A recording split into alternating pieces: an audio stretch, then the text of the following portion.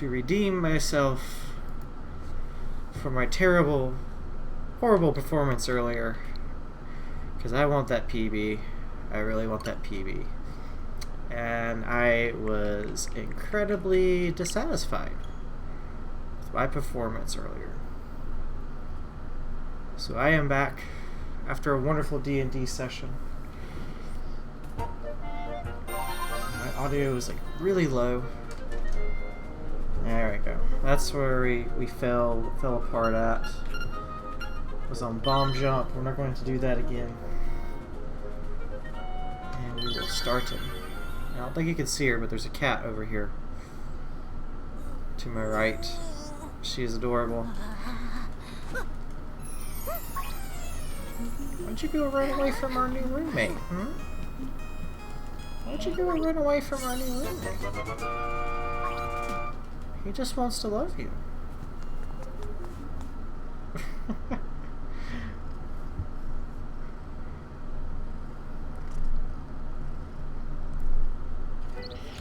can start my splits, right? Yeah, okay. Hello. Aww. Whoa. Alright, I'm making mistakes now because of trying to pet the cat and speedrun at the same time. Alright. This isn't going to work. Gosh, you're darn cute. Here, I'll pet you while I'm button mashing. There we go. That's a good kitty. Oh, such a sweet. You're such a sweetie cat. Yes, you are. You're so sweet. All you want is love.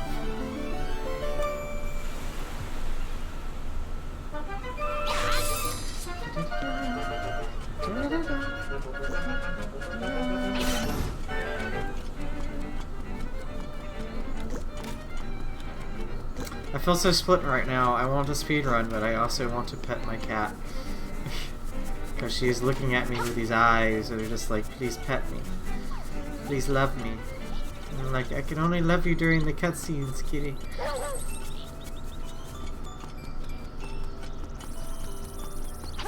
Which I'm coming up to. Which means some more pets. Yes. Oh, that's a good kitty. Such a good kitty. Yeah.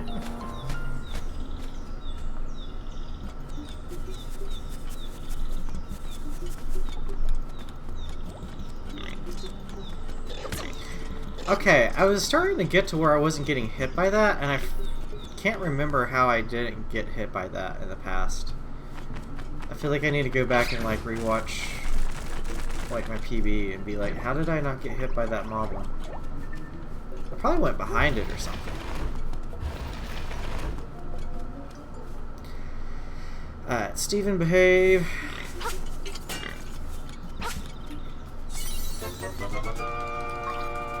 Got my pills from Steven. Also notice like all the moblins in this game don't have pupils, and that's kind of weird. At least the blue ones. I don't know about the pig ones. The pig ones actually might have pupils. That's even weirder if they do. Wow, okay. Meow. Hello, Kaguya.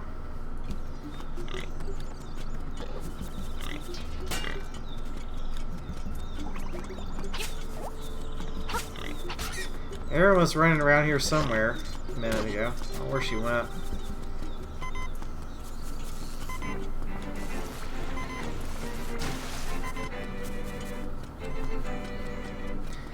She oddly does not get on the bed much.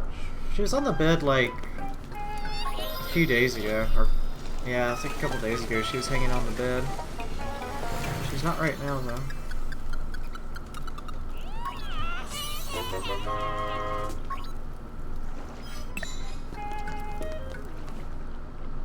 Hopefully she'll get brave and come out where she can be seen on stream.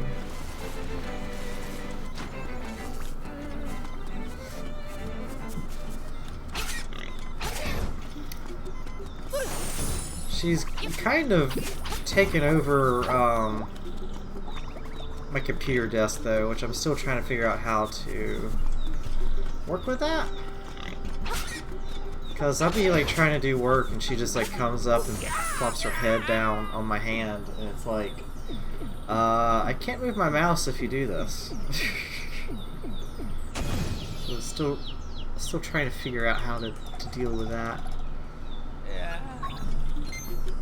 Wow, that is like the absolute worst place I've ever seen Taryn. Her desk and her mouse. Yeah, kind of.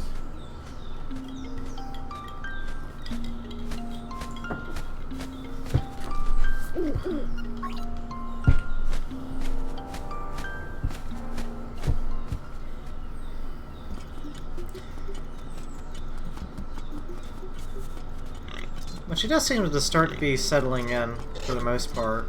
New roommate, I think, kind of has thrown her off the past couple days. But, she seems to be settling in overall. She knows how to get my attention for food now. That's what's most important to her, at least. She knows how to get food.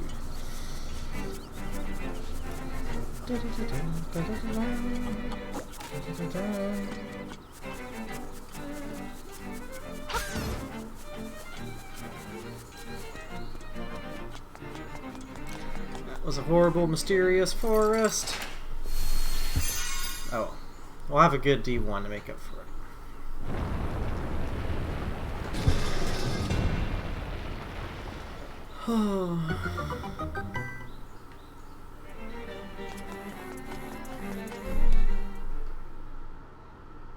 Wow, that was a really bad forest. Oof, 618. Oof. Oofs in chat.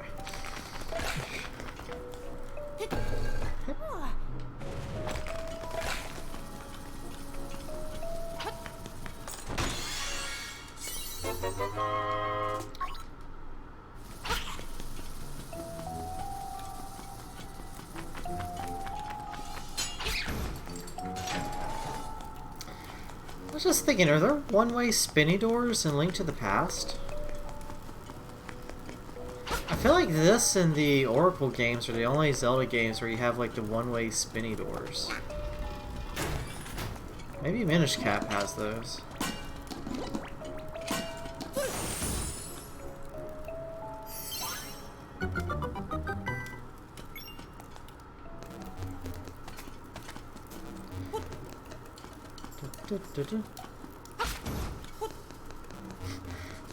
I go trying to jump up the ladder and I don't have a feather yet.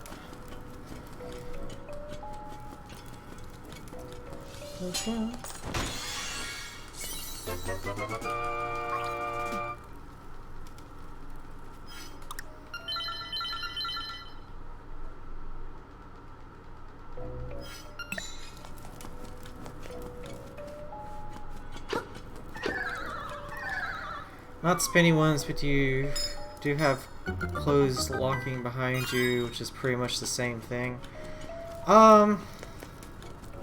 They're similar, but like the spinny things is like, well, the one that would lock behind you, you could typically open back up by either like solving a puzzle or killing enemies, whereas the spinny one is like permanently locks you out. I'd say is the difference, but yeah, you could just have a door lock and just never unlock as well. But the spinny door, okay, yeah, you do have permanent ones, but the spinny door is more cool. Okay, yeah, Ice Dungeon, that's right. Oh god. I try to forget the Ice Dungeon exists. I hate Ice Palace, like, so much. It is the worst dungeon. I hate it. What the heck? How did I get a Guardian Acorn? What on earth? Although I hate Ganon's Tower as well. Like Ganon's Tower is just like miserable to me.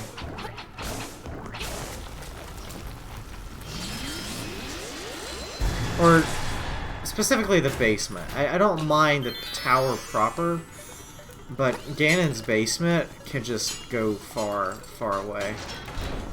I genuinely hate Ganon's basement. Ganon needs to clean his basement. It is filthy. There's monsters down there. It's just no.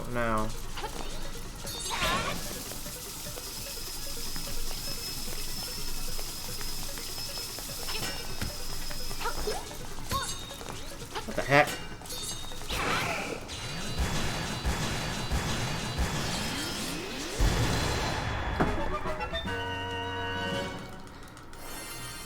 That was the weirdest fight with the Guardian Acorn. I don't think I've ever fought Trolldorm with a Guardian Acorn. Like, what the heck? That is like the weirdest fight. Oh well.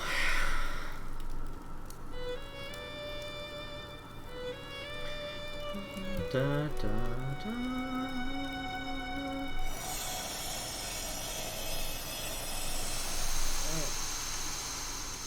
I feel out of it.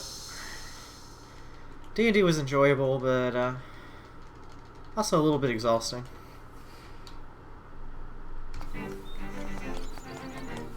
Wow, I lost 4 seconds in there. Wow. Not the greatest opening. I can recover 10 seconds though. Or 9 seconds.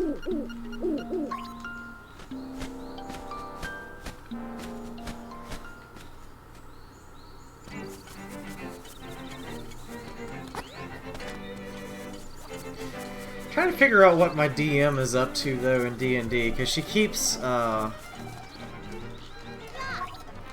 loading us up with like more and more quests. So we have like a main quest, but to complete the main quest we have to do a side quest. But to complete that side quest we have to do another side quest. But in order to complete that side quest we have to complete another side quest.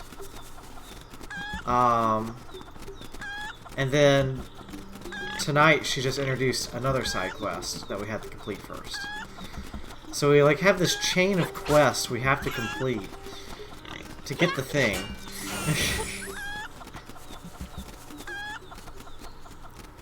Ah, jeez. The light broke.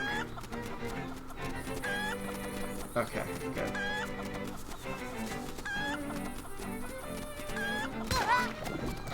Why? That should have worked.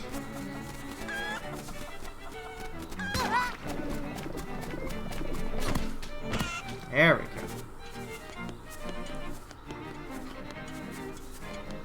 go. Breathe.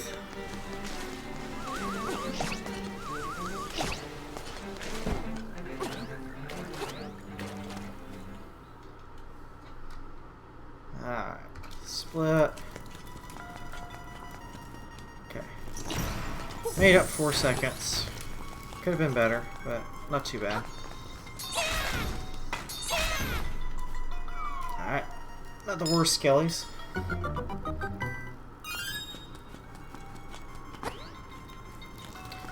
I need to start using Tiege's, I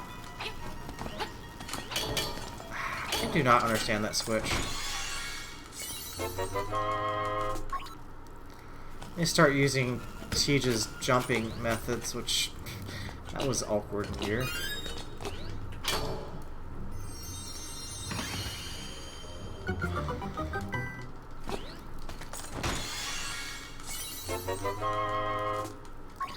Got the kleinen Schlussel. Schlussel.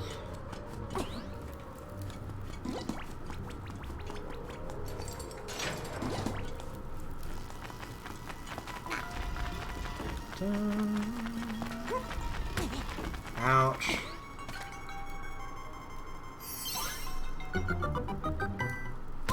Ow! Okay. No.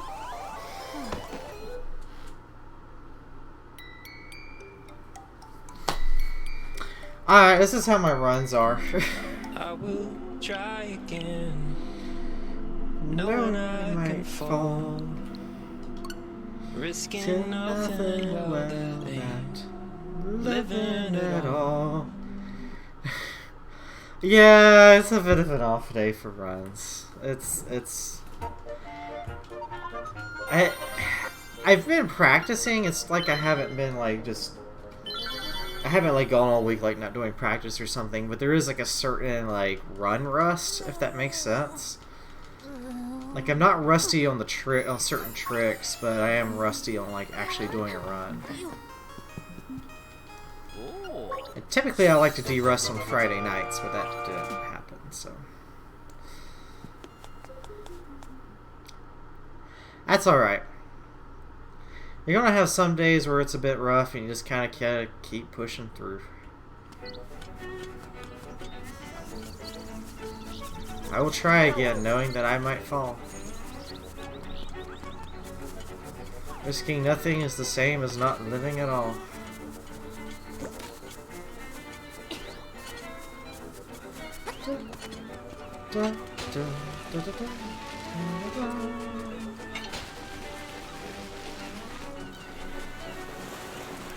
Gives me a chance to have a better opening too. Because when I do get my next PB, I want it to be like a really good PB. Like I want it to be one where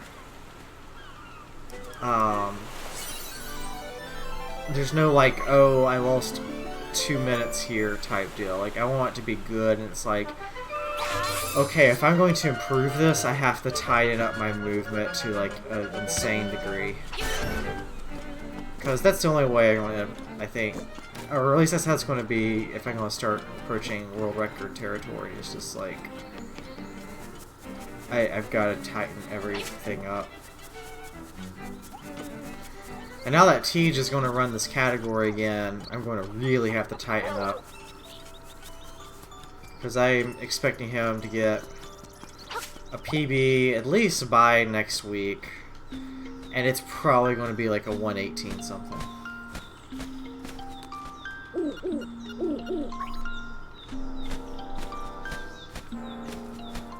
Because he's just like decided to pick the game back up and obliterate all of the categories.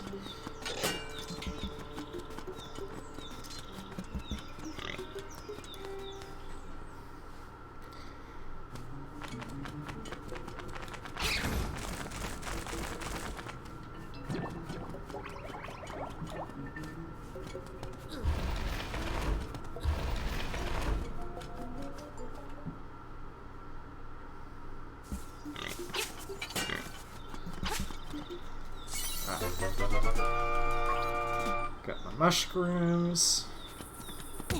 Ow! That was mean, Steven.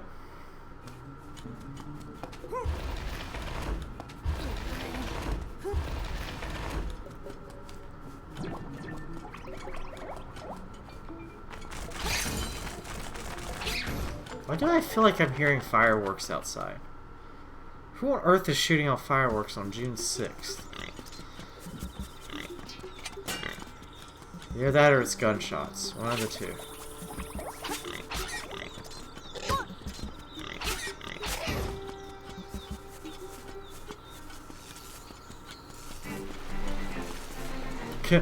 America!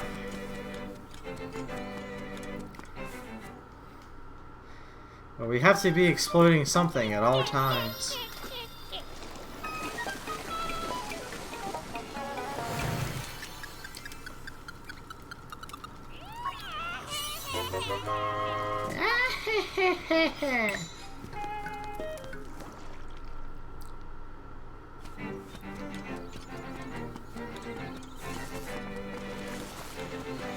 Yeah, I thought that was like really cool earlier, Kaguya, with that, I forget her name now, Jane something, with the map. It's just kind of like, oh yeah, the map is kind of drawn out where all the places where white people live are like the biggest places. I actually had no idea that the Mercadian map was like requested by the Pope, and it's like, oh, that explains so much. so much.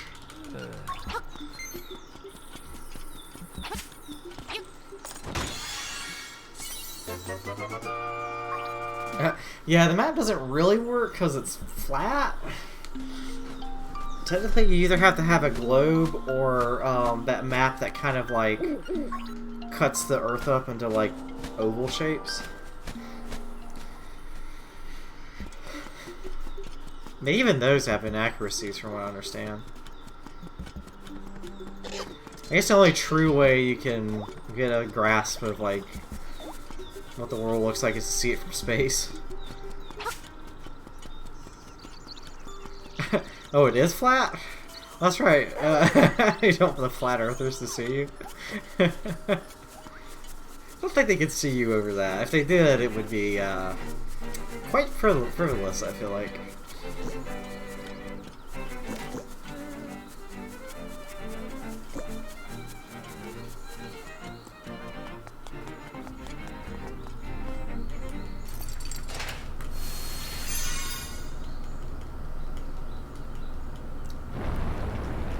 That's actually like an interesting thing I've learned about like world maps and like a lot of like JRPGs and stuff. Especially those ones in like the SNES, PS1 era of games. That they if you really like sat down and like pieced their geography together, a lot of them are like donut planets with the way that they would work. So it wouldn't actually be a globe, it'd be like living on a donut. It's like kind of interesting. Geography is weird.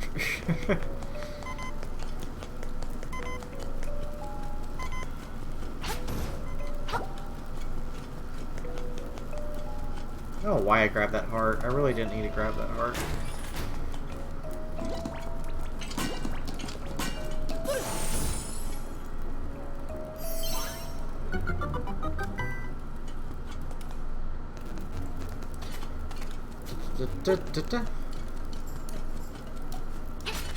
Jump slash.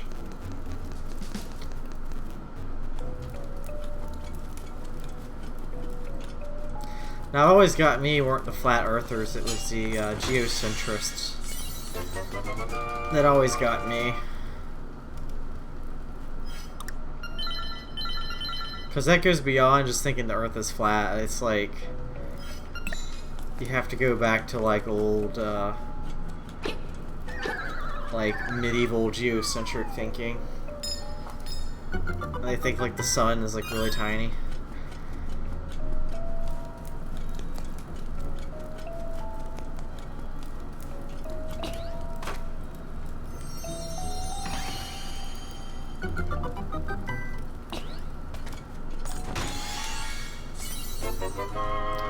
You got the kleinen Schuschel.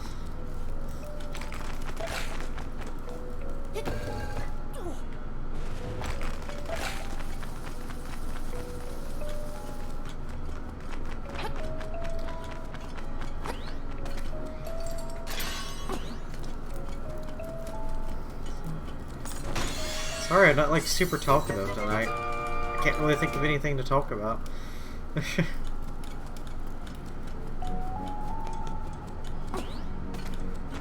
Could talk about D&D.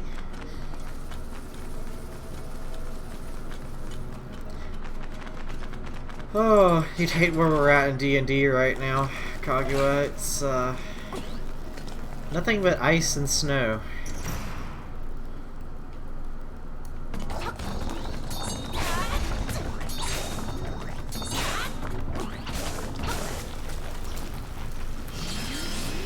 But ice and snow, and more ice, and more snow.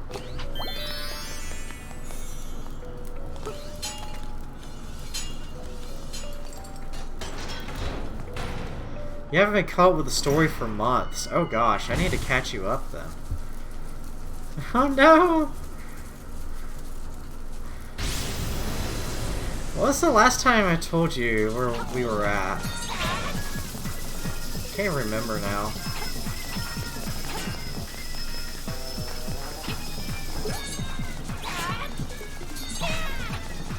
my god, really? Oh my god. Why? There we go. That was a bad fight. That was a really bad fight.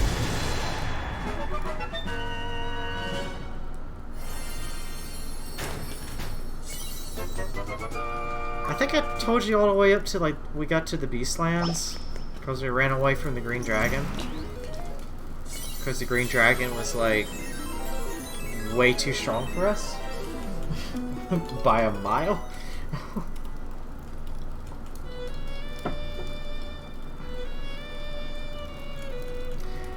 The time when I tried to seduce the dragon and it failed miserably.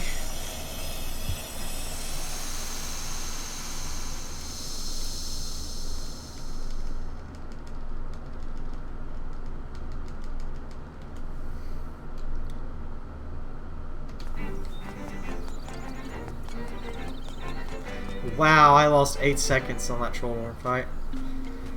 You were animals. Okay. Yeah, so, we got to the Beastlands. And kind of wandered around. So there's no time in the Beastlands, and space is kind of wonky. So you just kind of, like, pick a destination where you want to go and just start walking, and eventually you'll get there. What am I doing? Getting the chicken.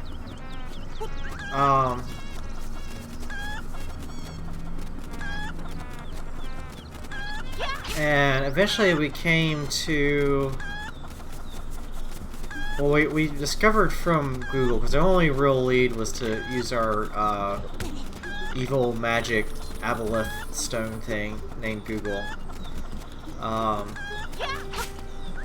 to point us in some sort of direction of where to go or what to do. And Google told us about some village somewhere that had what we needed, but we had to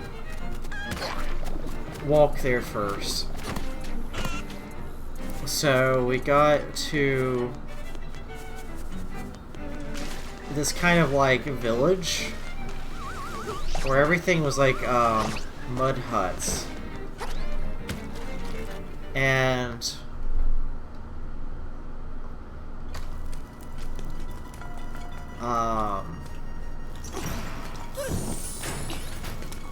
but the village was like abandoned. Like there's no one living in the mud huts. Or it looked like someone had been living there, and they had all, like, disappeared. Like, there was still, like, food out and stuff. And,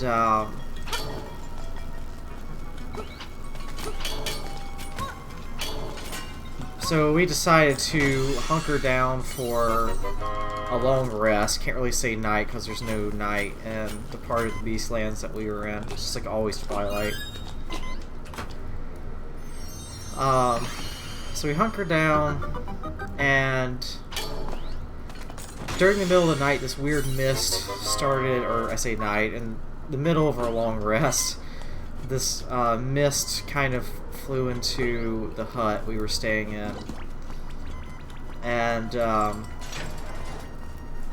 once we weren't able to dig out of it, Torin turned into a giant badger, which is typically really good at digging. But he couldn't dig through the mud hut walls, like they were like magically kept intact somehow. And so eventually the mist got to us and like knocked us out. I'm gonna do this fight first.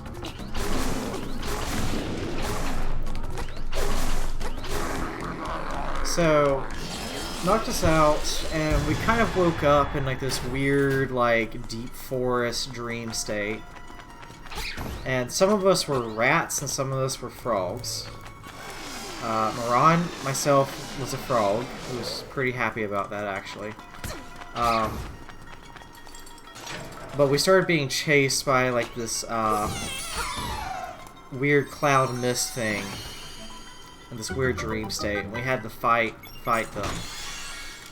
How you fight mist with a dagger, I don't know, but we did it. And we defeat the mist, and we ended up waking back up in our normal bodies inside of a cave that was being I cheated. Yes, we cheated somehow, just like I cheated my split there.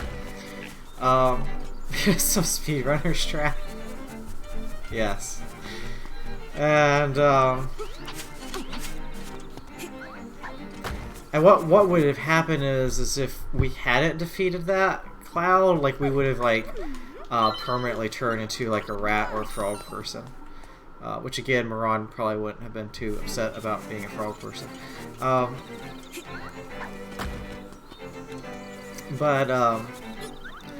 We were being held captive in magic barriers by this giant cat.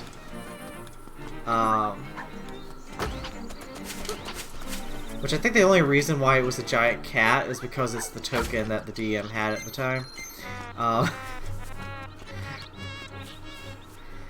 So we had to fight the giant cat. The cat had also captured... So the empty village was inhabited by people that the cat had captured and turned into frogs and rat people as well.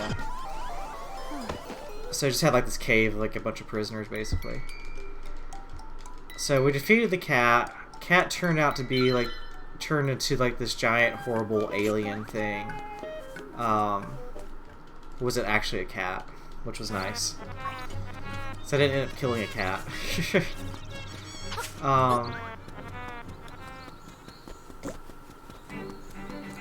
And we freed the people of the village.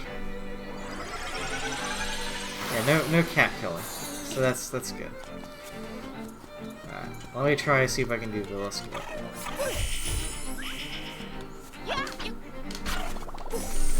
That is too slow. Yeah. Every time in a run. Too slow. Alright, this one might work. How is that too slow? That was like perfect. Alright, I need to calm down.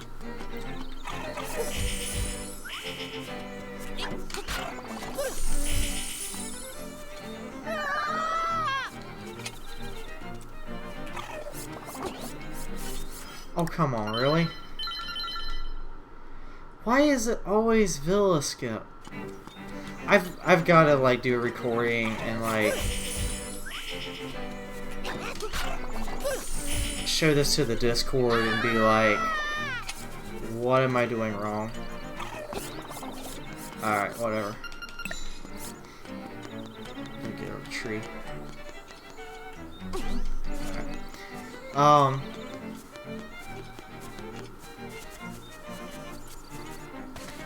Where's I at now? So we saved the villagers, and they told us that our best bet for getting home would be to go to this river. We had to find a river. I forget the name of it now. And the river was located in the top part of the Beastlands. So the Beastlands are split into like 3 areas. The top level is like the daylight area. The middle level where we were at was like the twilight area. And then the lowest area was the night area. So it would be like wolves and like nighttime creatures, owls would be in like the night area kind of deal. Twilight area had like a bunch of like dinosaurs for some reason.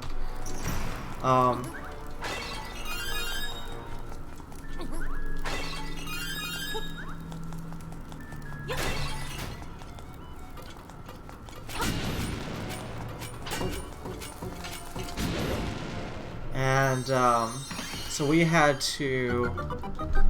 So there's like a mountain that connects the three areas. So we had to go to this mountain. So we went to the mountain. And along the way, we started running into like these dinosaurs and like a mammoth type creature that were undead. And undead things in the Beastlands is like something that should never happen.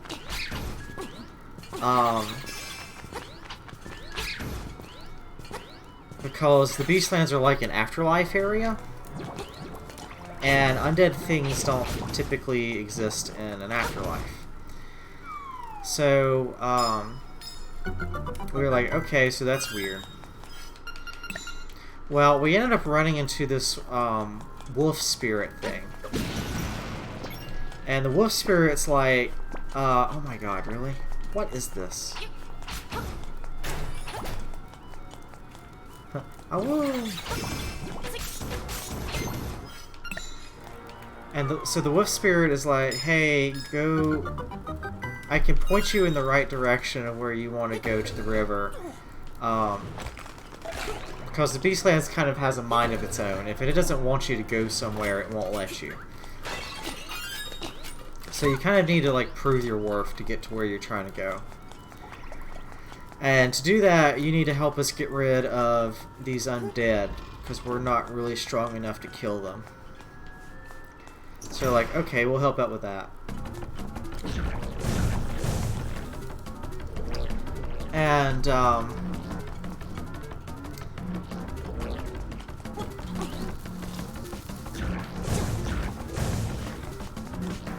so, let me just do this fight first. Started talking to count at the same time. Well, that didn't work. There we go. So there's like this old temple in the mountain area that connects everything. And that seems to be the source of where the undead are coming from. So we're like, alright, we'll go help that out. So we get into like this old like cave or temple type place. And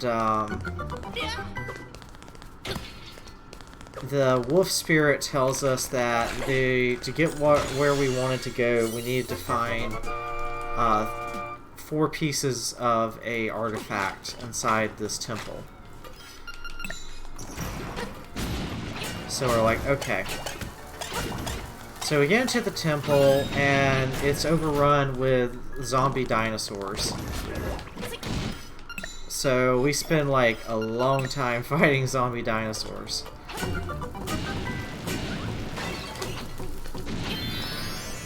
And we eventually find the 4 pieces of this artifact, which kind of form like a stone circle loop thing.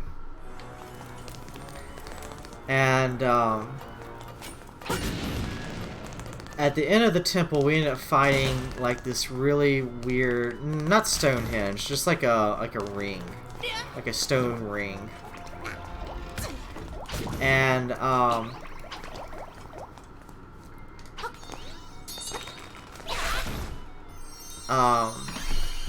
at the end of this temple, we end up fighting this like sentient T-Rex who had like Eldritch Cthulhu arms. It's like a half T-Rex, like half Cthulhu type deal. And they seem to kind of be the source of the undeadedness.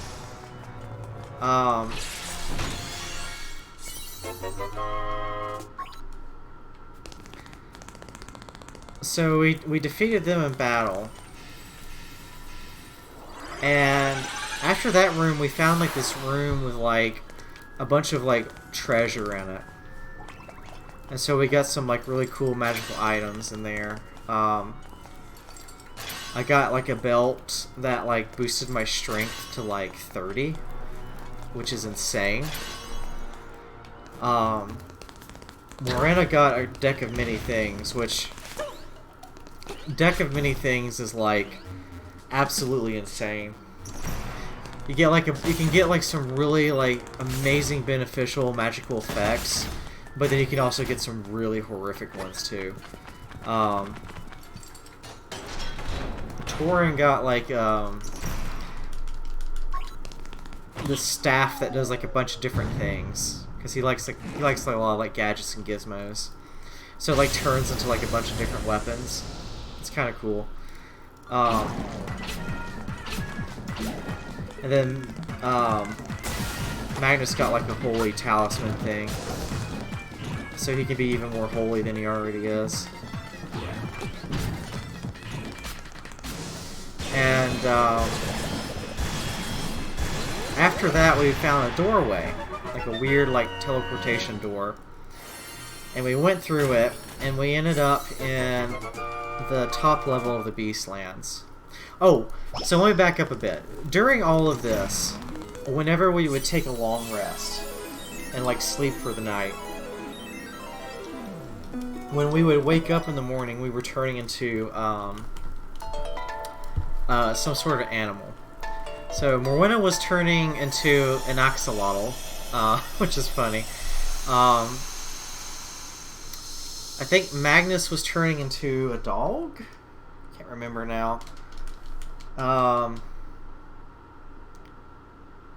think Torin was turning into like a giant lizard or something. And then I was turning into a raccoon.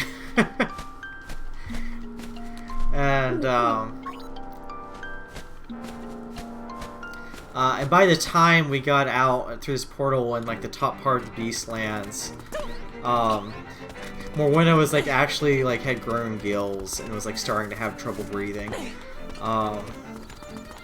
which is kind of funny, really.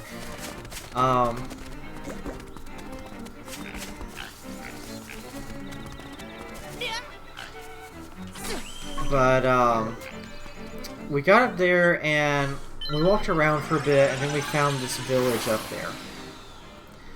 So everything up there kind of looks like giant like prairie or wheat fields type thing, kind of like this here in the game right now. And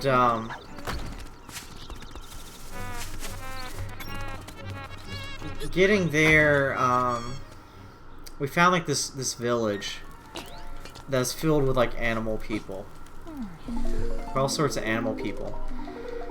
But we found this one person there that wasn't an animal, and it was a gnome there. Some sort of like weird, mysterious, like knows everything gnome. Hello, piece of power I didn't want.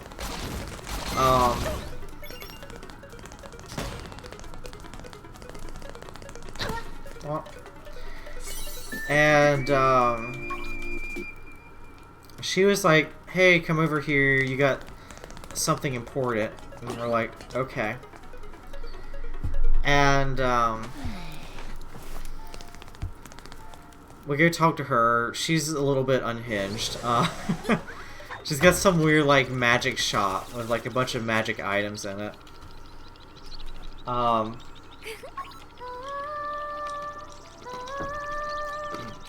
So she looks at the stone ring artifact and tells us how to use it.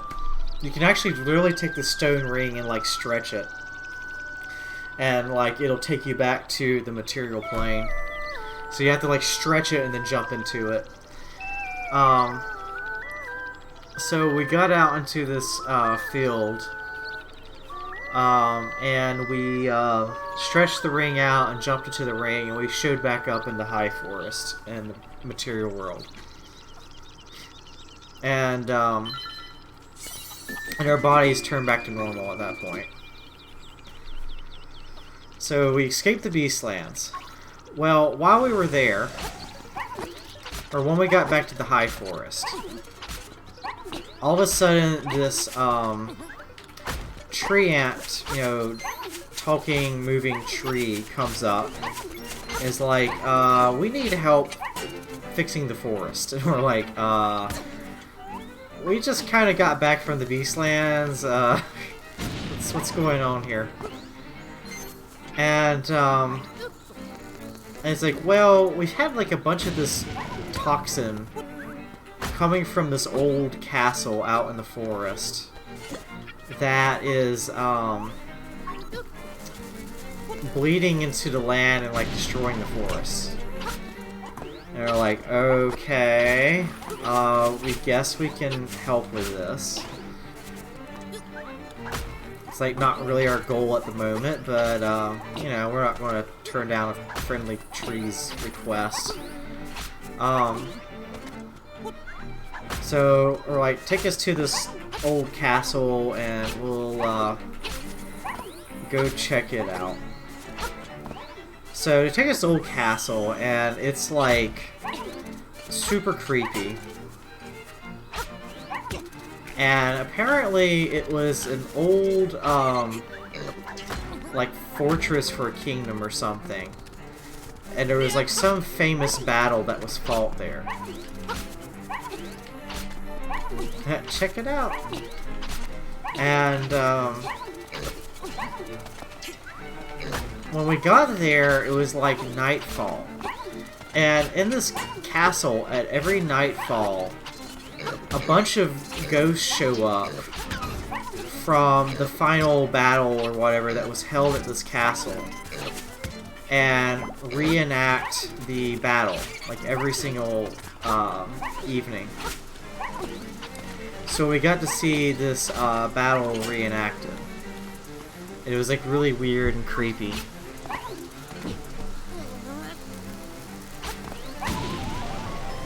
And so that was kind of cool. But once it ended, we started hearing violin music. And there was a part of the castle where you could tell that there was like something living in it. It's like a violin was playing. So we go in and there's like all these like living statues and stuff in there. And then we start running into like these weird, they're humans, but they're humans with no mouths. Nice and creepy.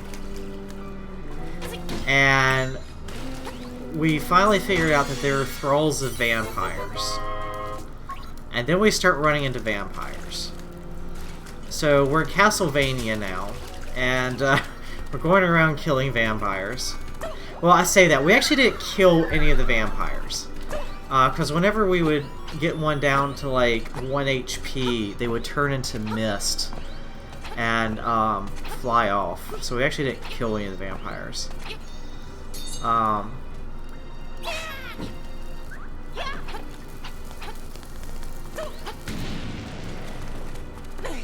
And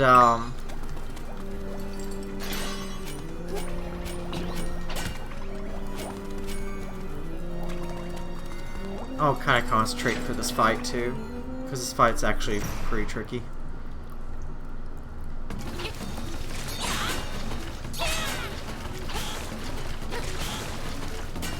Ah, I messed that up. Why did I think to dash?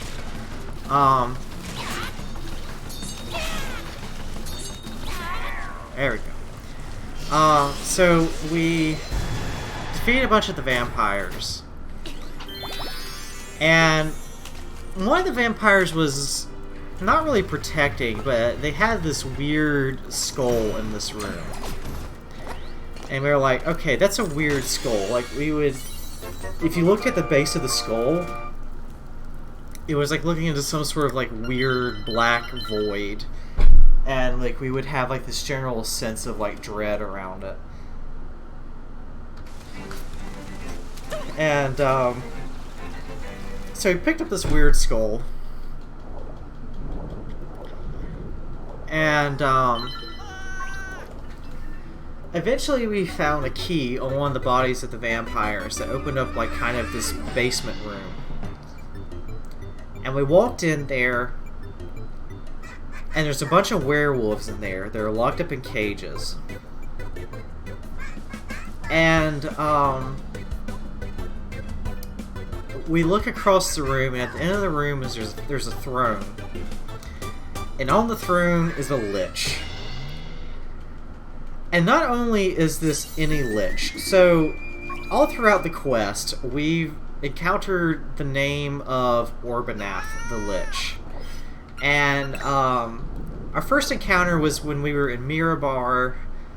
There was a dwarf family that had some sort of weird death curse that was caused by a lich named Orbanath. And we cured the curse by going to Orbanath's old lair up in the spine of the world and destroying his phylactery, which is kind of like a Horcrux for a lich. And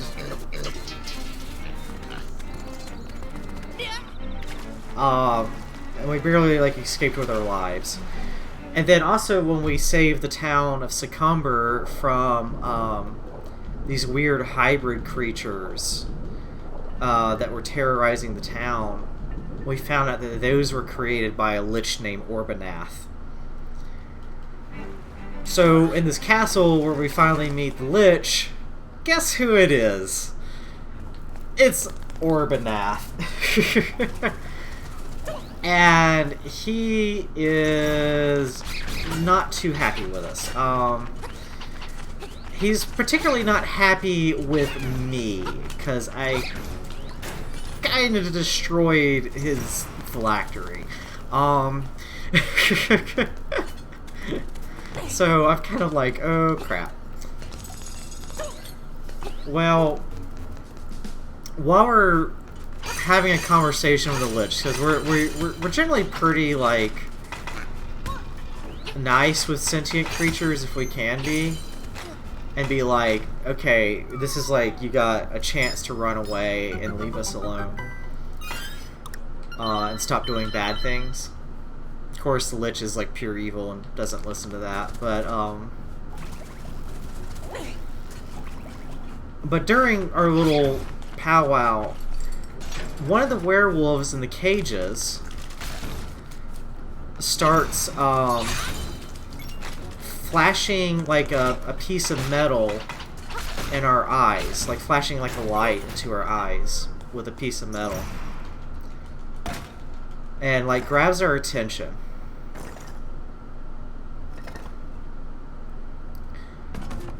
And we're like, oh hey, maybe the werewolves are being held here against their will.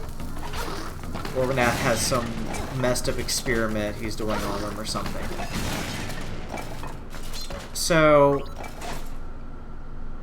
we do like a surprise attack on Orbanath while he's talking. And while we attack, I think it was Morwenna goes over and uses her telekinesis to open all the werewolf cages. Well, all the werewolves run away, except for the one that flashed light in our eyes. That werewolf runs up to me, Miran, shoves a yellow stone in my hand,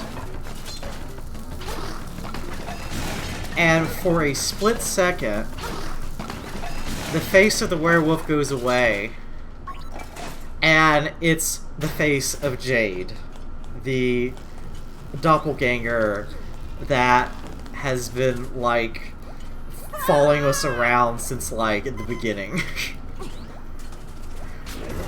And she's like, throw this on the ground. Yeah, her again. And she takes off. So I'm like, okay, I'll play her game. And so I toss the yellow stone thing on the ground. Wow, why can't I not fight Master Stalfos tonight?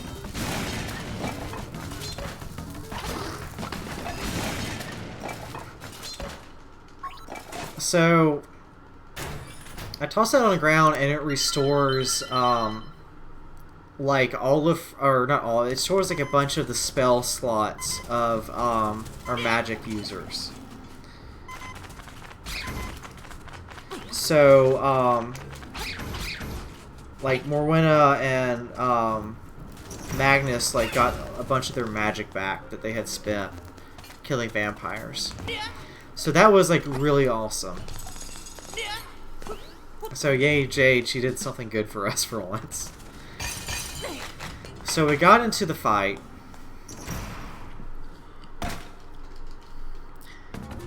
And, we fought the Lich for a while. And got him down to, like, near undeath? I don't know how Liches die exactly.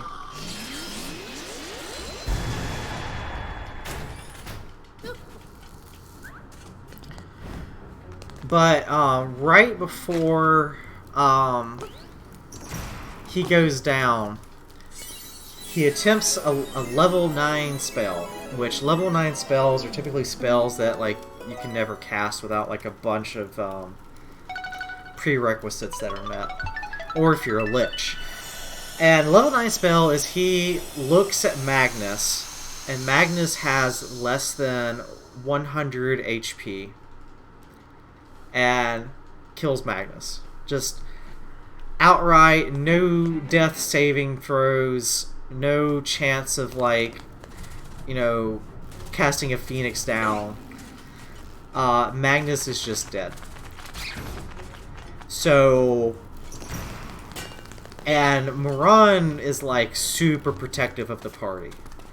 Like, her party is her clan, which to a Dragonborn is, like even beyond family. So Moran is pissed, and,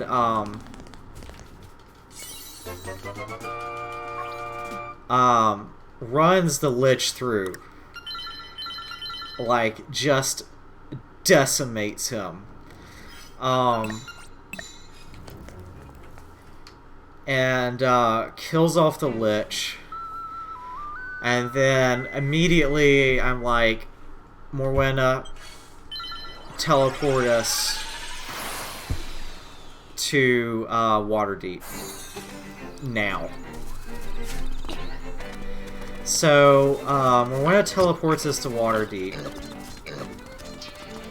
and we go off on. Where the heck am I going?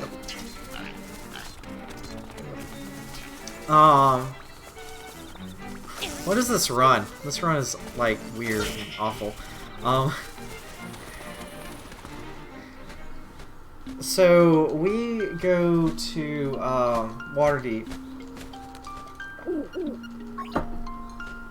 and we start, like, asking around with, like, the guards or whatever to be like, where's a place that does resurrections?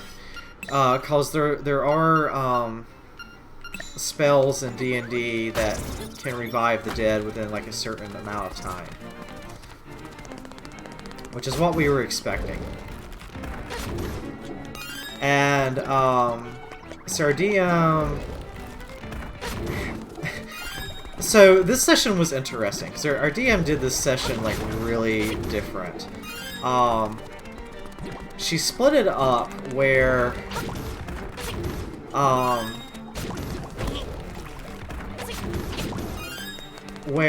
the rest of the party that was alive, we were doing, like, our part. And then she had, like, a side session with Magnus, with him in the afterlife, which is, like, really kind of cool.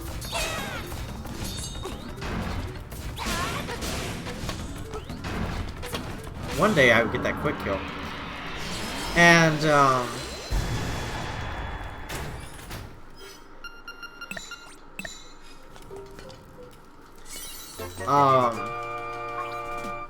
we went through this thing where, like, Magnus, on Magnus's side, he went and, like, went through all, like, the ritual stuff with, like, his god.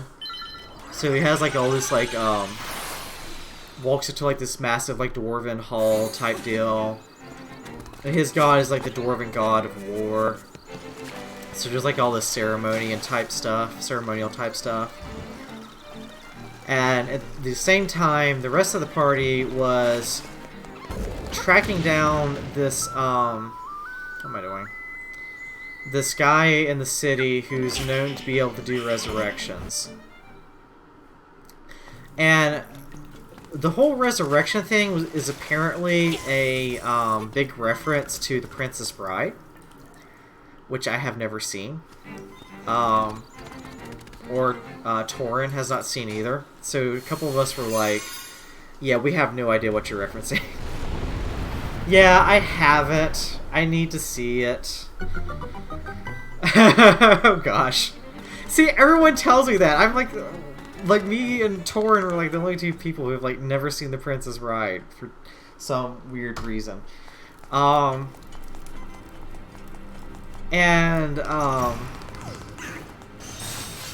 Rhea. How are you doing tonight? Cutie pie. Aw. Gosh, I could go for some pie right now. I was just recounting old D&D stories, Rhea.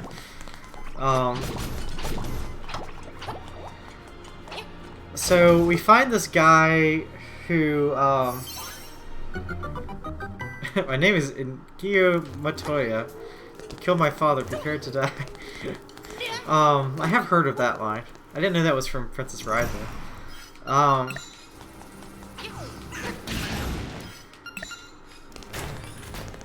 So we find this guy who's apparently based off a character from Princess Bride, and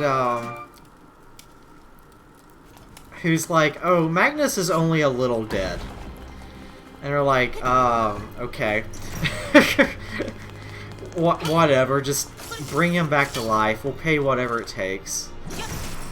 And he's like, "Well, how much money you got?" And we're like, so we calculate all of our money up, and we're like,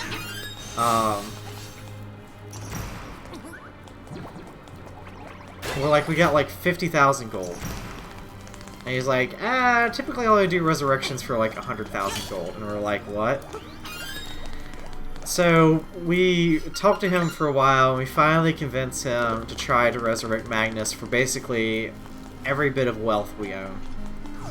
Except for our tavern that we own. Go about killing so many people's fathers, it's kind of hard to keep track. Oh my god.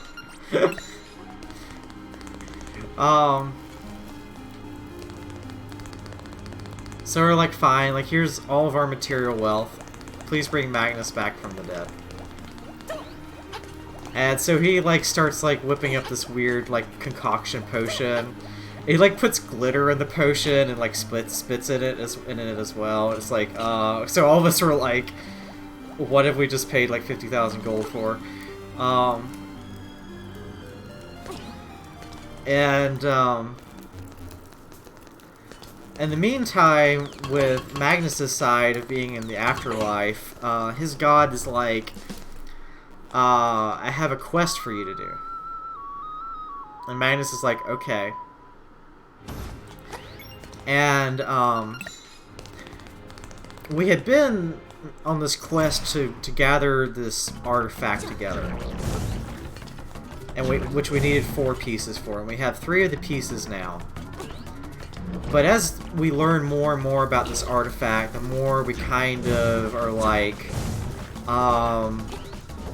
this artifact is completely evil and awful, and it should probably be destroyed. So you're kind of like losing our desire to have like anything to do with this artifact. Well, Magnus's god, Clangadin is his name, is like, yeah, I kind of need you to finish making the artifact, because you're going to need it to destroy the avatar of the god of ogres or orcs or something like that. Can't remember now. I have to look it up again. One of those, like, you know, ancient, like, evil oppositions to the dwarves type deal. So we're like, so Magnus is like, okay.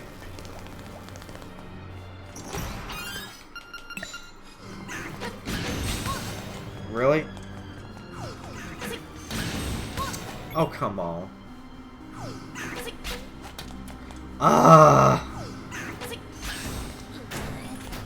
And, I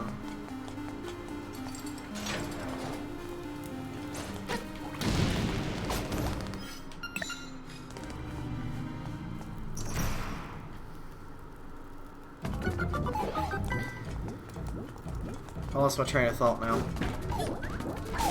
So Magnus is like, okay. And so Klingonen's like, so your journey is not over. And when that happened, the weird old guy shoved this potion down Magnus's throat and brought him back to life. And, so we were all like, yay, Magnus is back.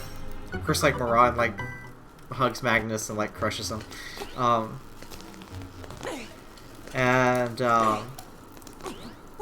Magnus is like, hey, I kind of have, like, a mission from our god now, and he wants us to finish putting that artifact back together. Because we need it to defeat, like, this evil avatar god thing. Which I cannot think of the name of right now. And, so we're kind of like, well, okay.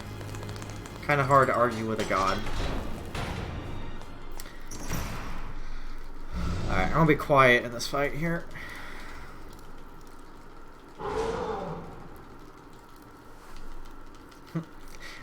Yeah, a little bit dead. He's not totally dead. A little bit dead.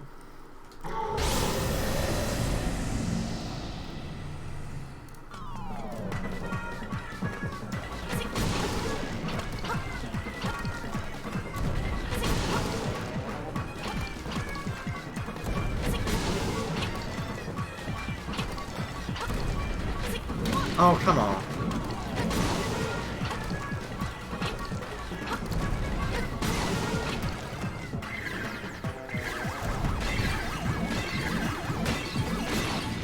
Okay. That was a fight. Actually, did I survive that? Is Link alive? Oh, okay. I've actually had Link, like, die at the same time as that boss. GG? No, Link's alive. We're good. Where was I at? Oh yeah, so we got Magnus back alive. We're like, okay, we kind of need to like regroup and like rethink everything. So we, in Waterdeep, we bought a tavern in Waterdeep. Or I say we bought it, we were given it as a reward. And we had like put a bunch of money into investing in it. Ooh, that's pretty gold split. I saved, wow, I'm at 16 seconds on that. So we get back to our tavern, and it has gone from a tavern to... Rhea's going to step away real quick for a few minutes. Okay. No worries. So got back to this tavern, and our tavern isn't... Really? What am I doing? Our tavern isn't really a tavern anymore. It's like this weird, steampunk-looking building. Like, there's like a bunch of, like, gears and stuff hanging off of it. And it has, like steam pipes and stuff coming out of it. And so we're like, okay, what's going on here? Well, before we had left Waterdeep, the last time, we had encountered this, Nimblewright. Which, a Nimblewright is just kind of like a, robot automaton thing. And most of the time, they're kind of like puppets. They're not, like, sentient or anything. But this Nimblewright that we had found, that was owned by this museum, or was it a church? I can't remember now. I think it's a church, actually. This Nimblewright, for whatever reason, was, like, sentient. And we were like, well, we're not okay with a sentient being owned. It's basically like slavery. So we had actually bought it. And had like set it free or whatever. Well, the Nummelreich had decided to come to our tavern and redecorate it. And turn it all steampunk. And in addition to that, the people we had left in charge of the tavern basically were failing at the business. So our tavern wasn't really making any money. Well, they took what we had, and there was this brand new thing that had appeared in Waterdeep in one of the ports called coffee beans. So, kind of in like a last-ditch effort, Leaf and Oron and the Nimblewright guy were like, let's buy these coffee beans that you're supposed to be able to make some sort of drink out of and see if we can sell it. So they bought the coffee beans and the Nimblewright built an espresso machine.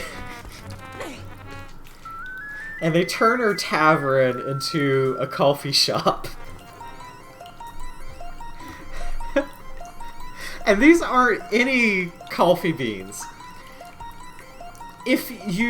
So when you drink an espresso from these coffee beans, it like jacks you up for the rest of the day. Like you're going to have an insane amount of energy for the rest of the day.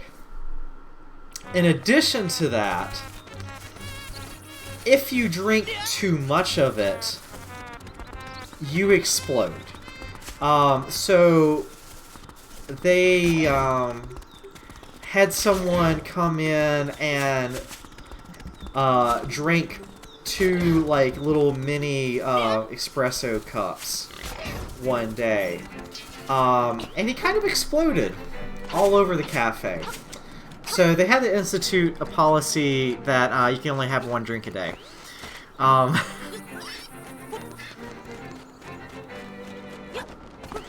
But everyone like loved it though. So like people were like lining outside the Troll Skull Cafe now to drink espresso like every morning.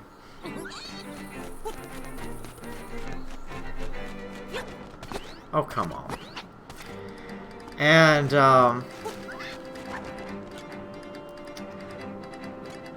so we ended up, like, making, like, a ton of money from that, actually.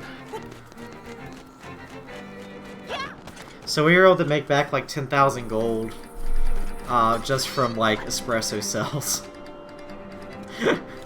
So we're kind of like, well, this seems to be working, and, you know, selling the alcohol is, failing. Let's, keep up with the espresso. And, yeah, so that was, like, really cool. Come on. There we go. So, while we were at the tavern, we were like, okay, let's kind of, like, regroup and rethink about what we're going to do. So that's when Magnus was like, hey, my god has, like, basically given me a holy mission, and he wants your help on it too. And, he was able to prove it because, his,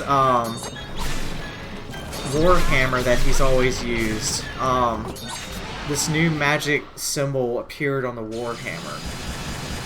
And when he touched the symbol, it transformed the Warhammer into, like, this much more powerful, like, holy Warhammer thing. And we're like, okay, so we're kind of back on the same quest we've been doing, just with a renewed purpose for it.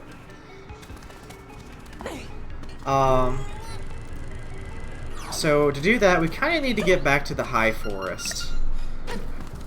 But we don't really want to spend like 2 weeks walking back to where we were again.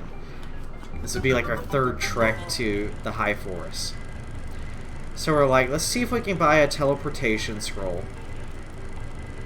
And let's see if we can, like, because we've had our butts handed to us by like a bunch of tough creatures lately. So we're like, let's see if we can do something to upgrade our weapons. So, or upgrade our armor or something. Something to give us an edge, because we've been beaten down a lot lately. And, so we kind of spent some time and through some, like, gray market connections, we were able to, find, like, this really, really old dwarf, blacksmith, who is blind and deaf, but she's able to create like this magnificent armor for Magnus and me.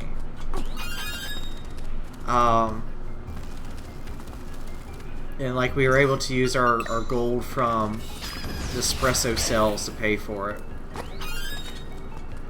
And in addition to that, she was also able to make better armor for Torin, who's a druid, so he doesn't wear metal armor. So, but in order to do that, we needed a dragon scale. Well, we had already known the gold dragon who lived in Waterdeep, so we went and like tracked him down, bought him like a bunch of pearls to eat, and he's like, okay, you can have a scale. So we were able to upgrade our armor. And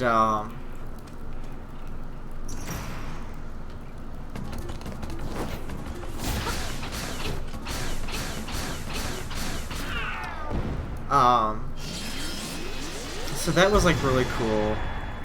And we found our teleportation scroll, which is a slightly water damaged teleportation scroll, which is a little iffy,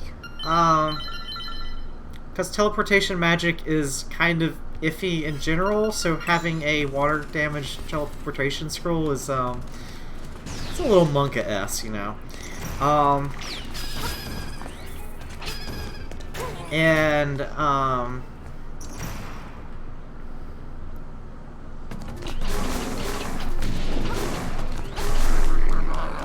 So, but we got that, and as we were kind of like packing up and about ready to like go back to the high forest, one of our old contacts, Mira, who we had met, she's one of the Harpels, which is kind of like a underground, like kind of keeps an eye on the world and protects it kind of group,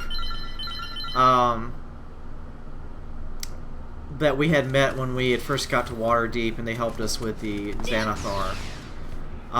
She comes up and is like, we kind of got a job for you. And we're like, well, we're kind of on a mission, you know, we can maybe do the job.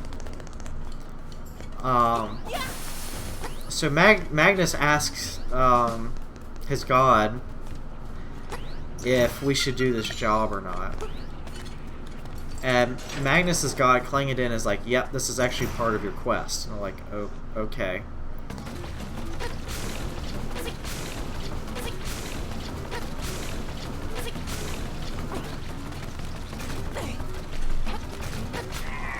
And,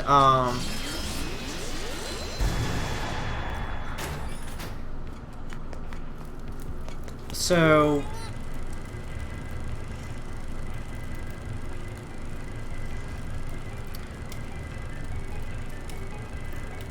lost my train of thought.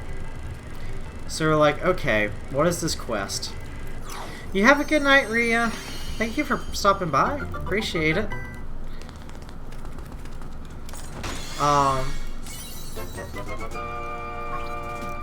So we're like, okay, what is this quest? And they're like, well, there's this, yep, sleep well, Rhea. There's this, we're just gonna leave the stream on and listen with no videos and fall asleep. Oh, okay. I do that, like, all the time.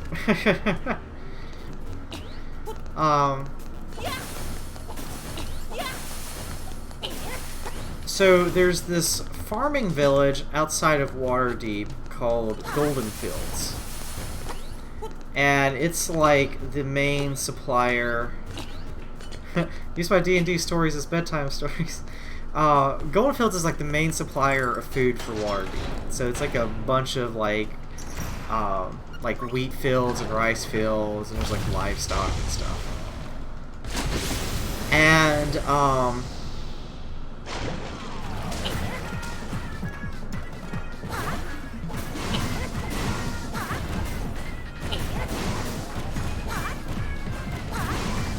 blah.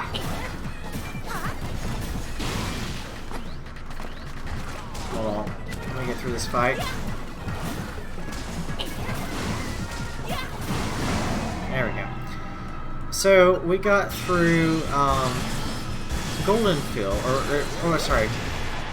So Golden Fields is like this farming thing, and all of a sudden, like a few days ago, the Harpools had received message, or Waterdeep in general had received message from Golden Fields that there was some sort of attack. And they wanted us, they were short, like the guards were short and not able to go out to investigate. And they trusted us because we had done a lot of good for Waterdeep. They wanted us to go out and investigate this attack.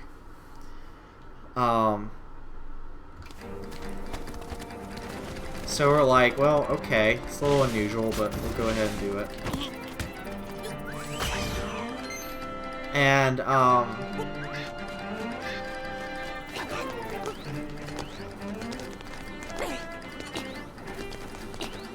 so we're like, okay, we'll go check this thing out. And as we are getting ready to leave, so this was like the end of one session. And in the next session, our DM is like, okay, we're going to do something a bit different tonight. And we're like, okay. And she pulls up a map, and it's a map of Golden Fields. And we're playing on Roll20, so she sends us these character sheets over Roll20. And we're like, what are these? And she's given us character sheets for these different characters that are not our characters. So I got a character sheet for a wizard named Naxine. And I forget Morwenna's character name, but some sort of monk that was staying at Golden Fields. And Magnus got a character who's like a barkeeper, or kind of like an inn barkeeper for Golden Fields. And and it was funny too because Magnus basically played the character exactly the same as Magnus. It's like practically the same character, so that was funny. But basically, so Naxine was a wizard from a guild in Waterdeep who is kind of set as like a bit of like a, not really like a protector, but kind of like a kind of keep an eye on things if things go really bad kind of person for Golden Fields. So which she's like not too happy about. So I got to play like this like old pissed off lady, which is fun. Um, so our DM had us play these other characters, and like it was like really cool. So we were kind of like going about our business, and we started getting attacked by a combination of like it's like orcs, or was it ogres? Not ogre. What was it that attacked us? I think it was orcs and no, it wasn't orcs. What was it that attacked us? Something like that. Ogres or orcs. With goblins and bugbears. Started climbing over 60-foot walls into Golden Fields. And it turns out that the walls for Golden Fields have basically not been maintained in like ages. So there were basically handholds on the walls outside that these monsters were able to climb onto. And Nexine and Morwenna's character, what was their name? I can't remember her name now.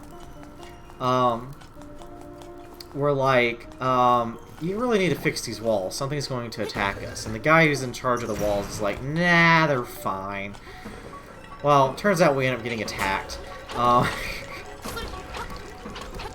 And, oh gosh. Feeling kind of iffy about this.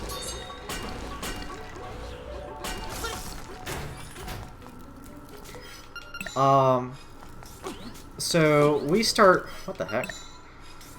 We start being attacked. And so we get to go off and fight these things, and we're in classes that none of us are used to. So my typical character, Moran, is a fighter, and Nexine is a wizard. So I'm having to play a wizard character. That's like really awkward and weird. Not used to it at all. And then Morwenna usually plays a sorcerer. And she's having to play with a monk. Oh god, this is gonna hurt. Okay, I'm surprised it blew me up. And shoot. What was I saying now? Magnus, who normally plays a cleric... Oh, Torin wasn't with us that night. Magnus, who plays cleric, got to play a character who... Clerics in D&D are basically good at, like, everything. Or at least... They do, like, pretty much a lot of things really good. And he got to play a character who is basically completely useless. So that kind of flipped his character off the top over as well.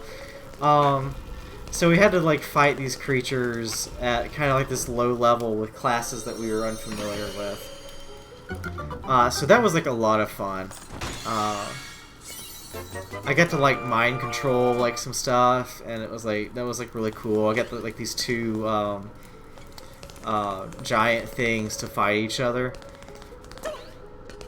And eventually, kind of at the end of this long battle, we have two hill giants that climb over our walls and go to the middle of town. And these hill giants are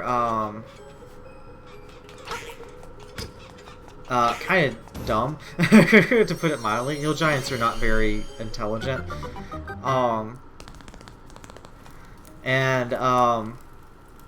We kind of, they were like super strong, like they almost killed us. But we were able to defeat them. And we didn't kill them. They just, after we did a certain amount of damage, they just like sat down and started crying. So we're like, oh no. So we start talking to these hill giants, and They're like, we are the servants of Guh, who is some sort of like hill giant boss or something. And Guh had told them to attack Golden Fields and to bring food back. And so we were kind of like, okay, where is Guh located? Well, these guys are idiots and they have no idea where. It actually took them apparently several weeks to find their way to Golden Fields. So they have actually no idea how to get home. And we're like, okay, how does this work?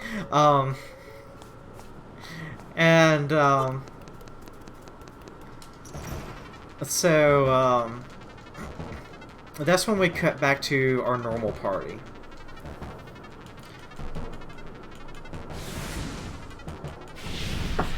So our normal party traveled to Golden Fields, and we arrived there. And there's been like even more attacks since where we were playing at. What the heck?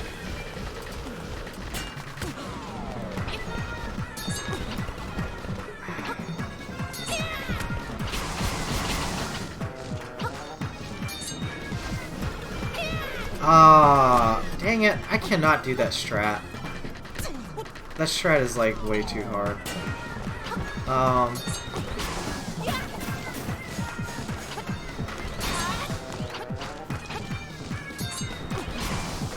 Oh, just die already.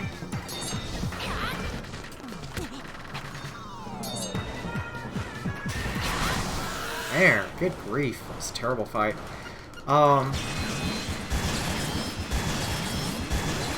Where is that at now? So we get the Golden Fields, and there's been more attacks since like we were playing with the other team, and so their like walls are like starting to crumble and stuff, and so our DM was like, okay, you have to play both of your characters at the same time, and we're like, wait, what? So we ended up having, like, instances where we were, like, having conversations with ourselves. It was funny. Because Maxine doesn't like Moran. So, like, I would be sitting here playing Maxine, poking at Moran for being an idiot. And, it just was funny all around. Just having us talk at ourselves. But eventually we find out. So they captured the two hill giants that attacked, and started using them for work. They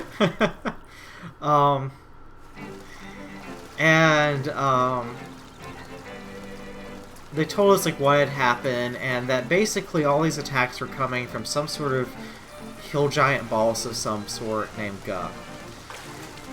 But just no one had any idea of where to find Guh. So, as we're talking, we're like, well, Moran's a pretty good tracker. We'll go out and see if we can track back to where these attacks have originated. So, we're going along, and we're about ready to go outside to the outside of the town, and all of a sudden the defense horns go off and are like, uh-oh, we're being attacked again. Well, turns out it wasn't an attack. There's a, I think it's like a 30 foot high, or is it 60 foot? 60 or 100 foot, or 60 or 30 foot high, ice giant just, kind of strolls into the town. Because ice giants can go and do whatever ice giants want to do. Yeah, like kind of like Ojai. And but the ice giant is friendly, which ice giants are kind of hit and miss. Some of them are good, some of them are evil. This one seems to be a good one. And can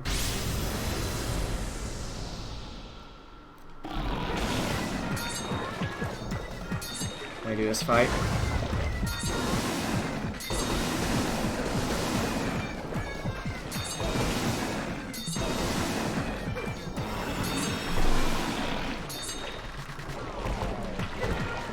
Oh, come on.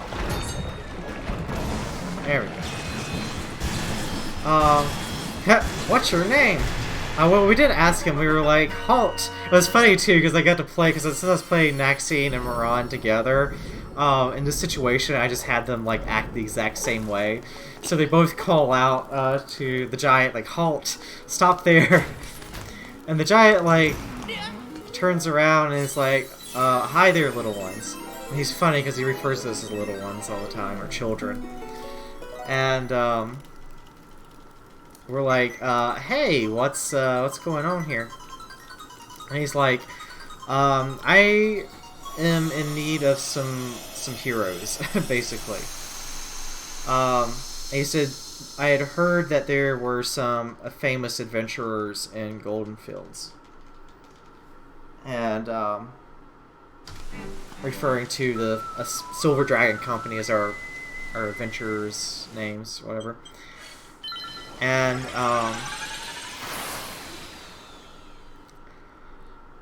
we're like, okay, that's us. What do you need us for? Oh my God, Mika.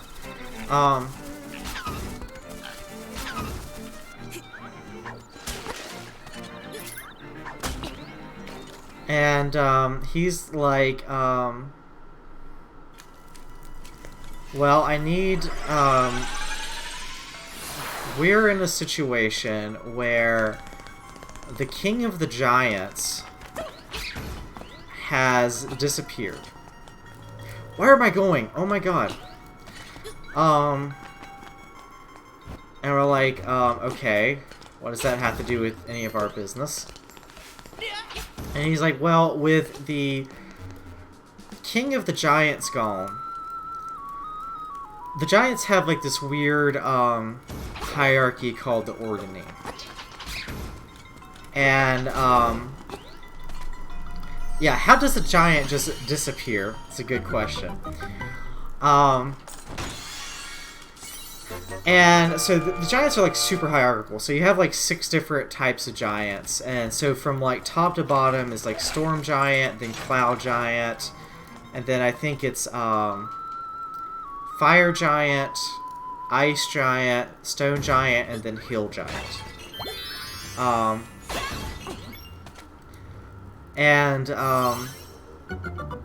Without the king around, the hierarchy or ordaining starts falling apart, so all the giants have started fighting with each other.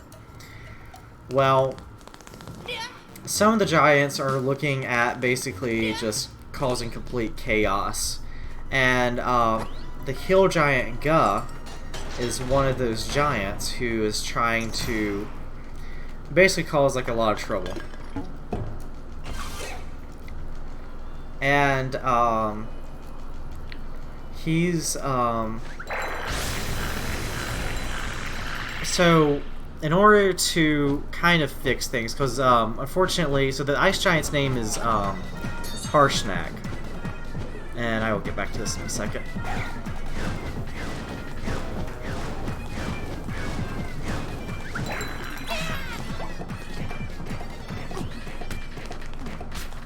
Alright.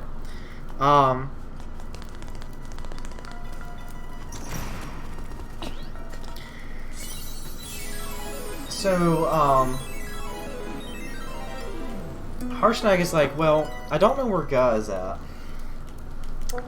but even if you got rid of Ga, he said you're still going to have a lot of problems because there's a bunch of these evil giants who are just going to try to heck up little folks, or, you know, what they call, what does he always call his little ones? Little ones, like lives and world, basically. And in order to kind of fix that, we kind of really need to try to restore the ordering. Well, there's only really like a handful of giants who are actually particularly interested in doing that. They kind of like fighting each other. But Harshnag is one of the ones who wants to try to restore order. In order to do that, we need to find the king. So we're like, okay, well, how do we find this king? Or how do we try to fix this? He's like, well, because of all the chaos, he thinks that basically the creator slash father of all giants, the All-Father, may be willing to speak to the giants again, because he hasn't spoken to them in like thousands of years, and may have a solution. But in order to do that, we have to travel up north to the Temple of the All-Father, which is located on the spine of the world, which is like the Alps of the Sword Coast, if you will. Like these massive mountains far north on the map. And so we're like, well, if this is all part of Magnus's God's plan or whatever, and we're supposed to go help, and yeah, it's where Icewind Dale is at. It's kind of to the east of Icewind Dale. And if we're kind of meant to do all of this, and if it means like the sake of the like little people's safety, you know, all right, we'll help out. So we decide to start following him. So he takes us. I forget which way to do this. Left. Did I have to go left twice? I can't remember now.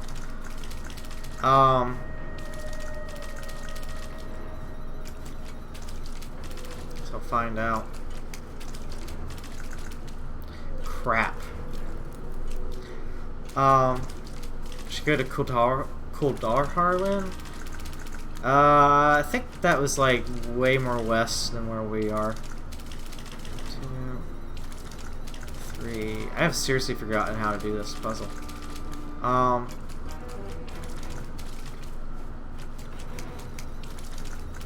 There we go. Where was I at?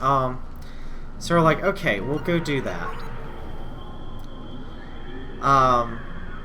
So he starts traveling with us up north, and we get to, and this is where Kaguya, I think I showed you that picture of that like ridiculous bridge that some dwarves had built that's like super high up, super narrow, and just shouldn't really exist. So we get on that bridge, and we're traveling across, and we see like a fire in the distance. And we're like, what's up with the fire? So we travel up to the fire, and it starts getting closer and closer. And then we realize that the fire is coming towards us.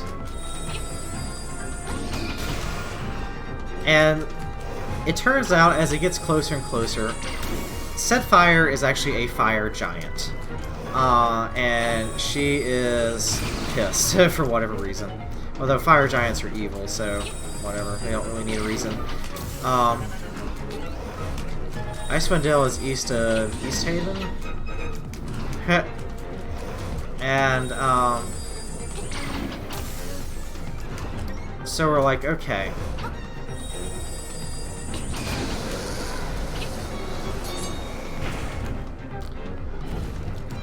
And,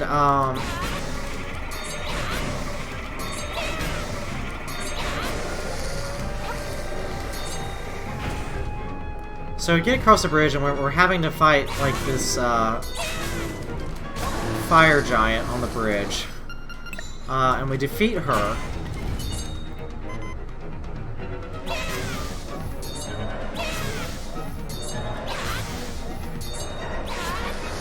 And as we're after we defeat her, we get to this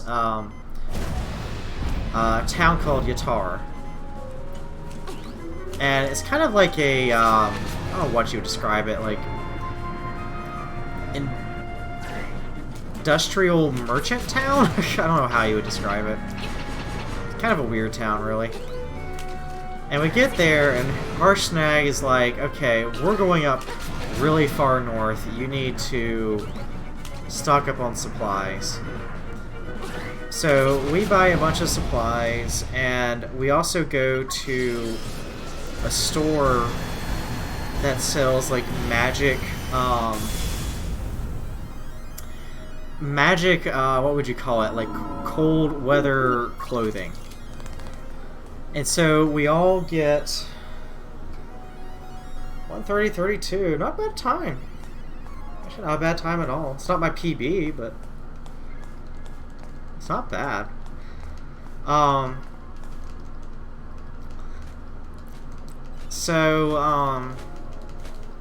Where was I at? So we got to Yatar, and so we went to this store. So we ended up buying like these magical like winter garbs. So it's like Magnus and I got like this lining, like fur lining thing, to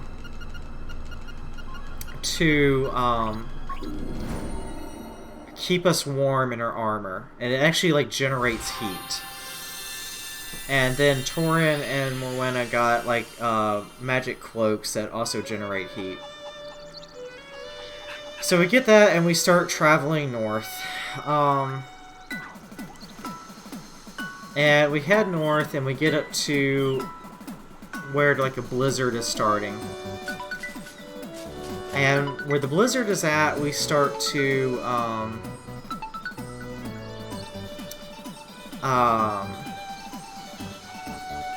we see this like this mountain area with caves. So we go into the caves, and just kind of at the entrance and like set up for the night. And I'm like, okay, we're going to stay in the entrance of the cave, and we're not going to go back inside of the cave, because that seems stupidly dangerous. Well, Magnus, being a dwarf, is like, nah, we're totally going back in the caves. So I'm like, oh god, Magnus, really, do we have to? And he's like, well, I want to go if you're not. And I'm like, okay, I'll go with you back in the caves. Well, we go back into the caves, and we're all having to use night vision. When you use night vision in D&D, everything is like black and white. You can't really see what's going on. And we're like going back there, and we start feeling something sticky on the floors. And we're like, okay, what is on the floor? There's like some sort of goop on the floor. And we go a bit further, and the DM has us roll a stealth check, which all of us pass except for Magnus. Magnus fails. And then all of a sudden we have trolls fighting us. And trolls in D&D are really creepy because you can like, they regenerate really fast. So like if you cut an arm off, they'll like regrow their arm or reattach their arm. And if their arm is like on the ground, like the arm will still try to attack you. So we're sitting in there, we're having this fight where we're just basically cutting trolls up into little pieces. Finally we beat the trolls. And we light a torch to see what the heck all this sticky stuff is on the floor. And we light the torch, and the cave is just covered in blood. Like, all of the walls are smeared with blood, and we are standing in pools of blood on the ground. And there's like a bunch of human skeletons everywhere. So the trolls had basically come in and were like killing humans and just filling the cave up with blood. So that was disgusting and horrific, and I hated it. So we're like, okay, we're getting out of here. So we spend the night in the cave, get over our traumas, and go back out in the morning. And after the blizzard, everything was just like covered in snow. And fortunately, we had bought snowshoes, so that was good. So we were able to walk on the snow. And we walked all the way up north And it was so cold that even with our magic, like, warm outfits, we were still taking damage from the cold. And eventually we get up to this giant temple. And by giant temple, I mean literally a giant temple because it's intended for giants.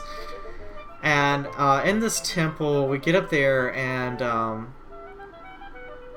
Harshnag is like, okay, this is the Temple of the Allfather. And he hasn't been there since he was like a kid, which was like 1,000 years ago or something. And so he's like, I kind of remember it, and I kind of don't. So we get to the temple, we notice that there's a bunch of tracks outside of the temple. And they look like human tracks, or some sort of humanoid tracks. And so we get inside of the temple. And we start walking down a hall and we see a campfire in the distance. And we go up to the campfire. And there's this barbarian lady there. And barbarian lady is like, hey, don't come any closer or you'll regret it. And we kind of take a look at her and we notice that she actually has an injured leg. And so it's obviously like kind of like an empty threat. And we're like, look, we have food and blankets and healing magic. And she's kind of like, okay, you can come over. So we go over and we patch her up and give her food and blankets. Turns out that she was there to try to find her sister, who had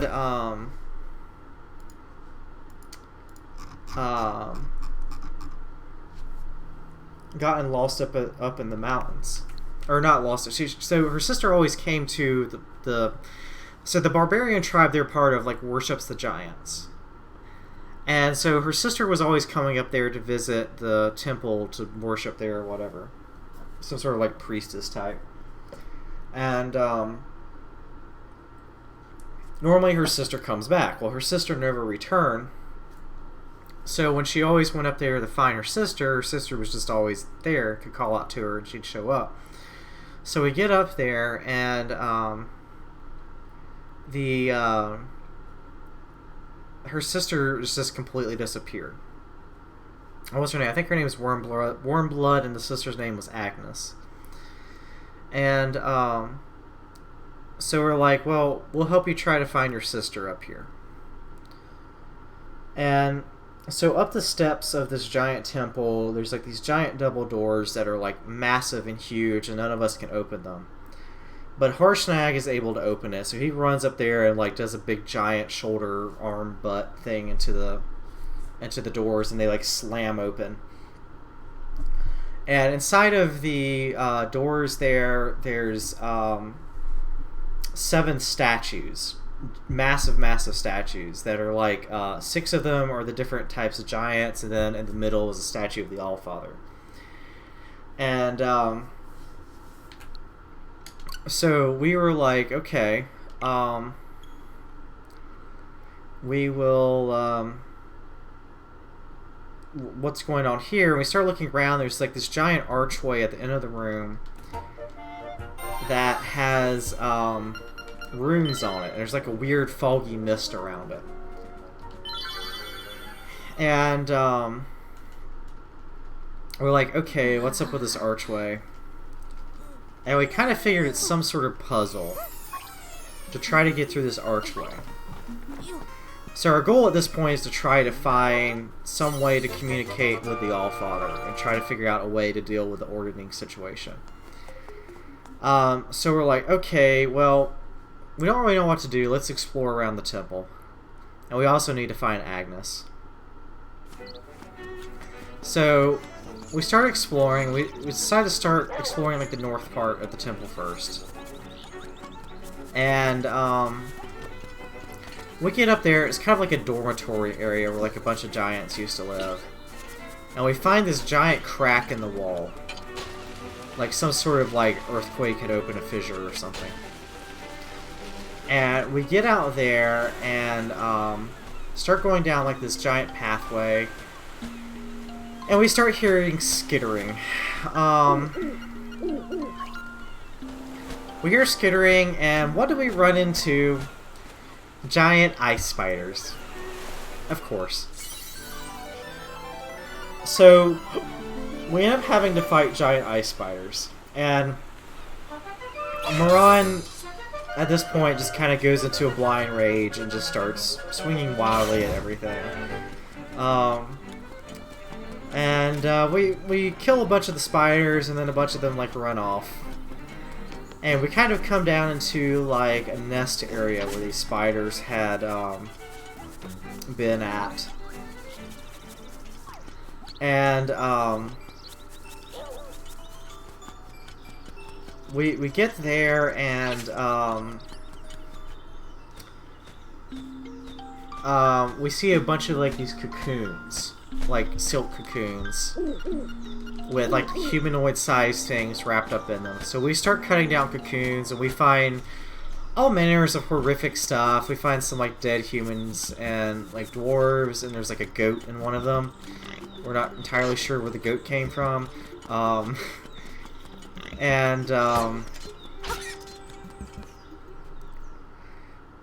We finally open up one of them, and Agnes pops out of it, and she was still breathing. And so we end up rescuing Agnes. So Wormblood and Agnes took off. They were happy now. We saved the barbarian sisters, and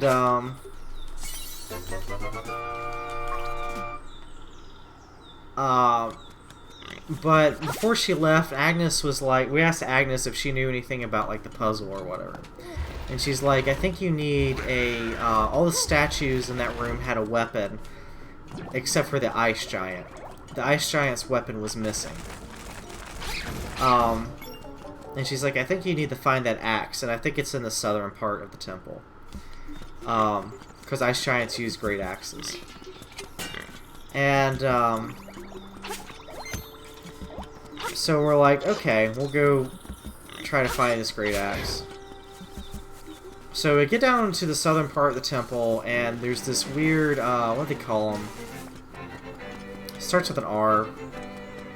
Something Rohanar or something, I don't know. Weird name. Basically a giant centipede. And whenever you hit it with like a melee attack, it like erupts in flames at you. So Moran is fire resistant, so she gets up there and starts doing melee damage. Magnus goes up to try to help as well. Well, Magnus gets eaten by this monster. And so spends pretty much the remainder of the fight being in the stomach of this creature. Back to dead again. No, he lived. But it was actually funny because by the end of the fight, the creature was just like having horrible stomach cramps. And we finally defeated the creature, and it spat out Magnus when it died. He was like covered in like stomach acid. It's nice and gross. And but in this room we found the giant war axe. So we got Harshnag to come and get the axe.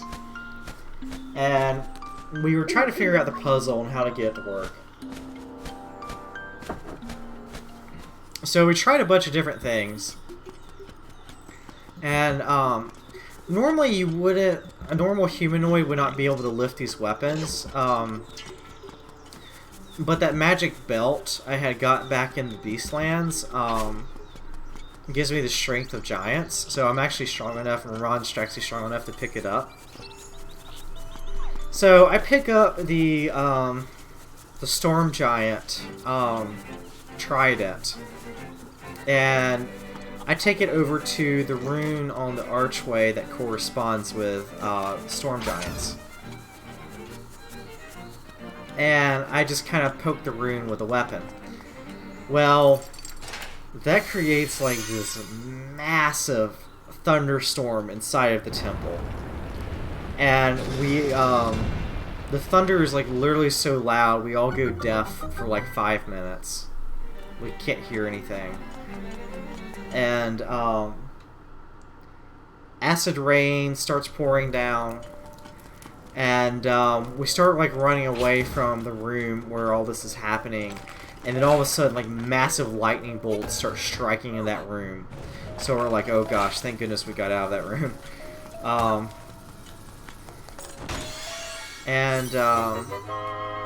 After all that, we're like, okay, that's definitely not the solution. So we think about it some more, and we're like, you know, we're probably overthinking this puzzle. And so we're just kind of like, Harshnag, why don't you just take... You're an ice giant. So why don't you just take the axe for the ice giants and just hold it up in front of the archway?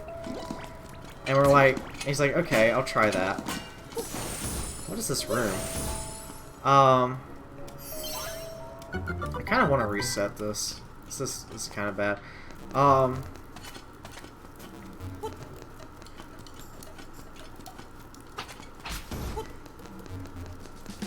And he just holds it up and the archway opens up. We're like, okay. It just like opens up and there's like kind of like this portal to another part of the temple or whatever. So we go into the portal and we find this frozen corpse of a I think it's a cloud giant in there. And we go over to the corpse and this giant ghost pops out of the corpse and is like, hi, yeah, hello, welcome to the Temple of the Allfather. We're like, hi. And we're like, who are you? What are you doing here? And he's like, well,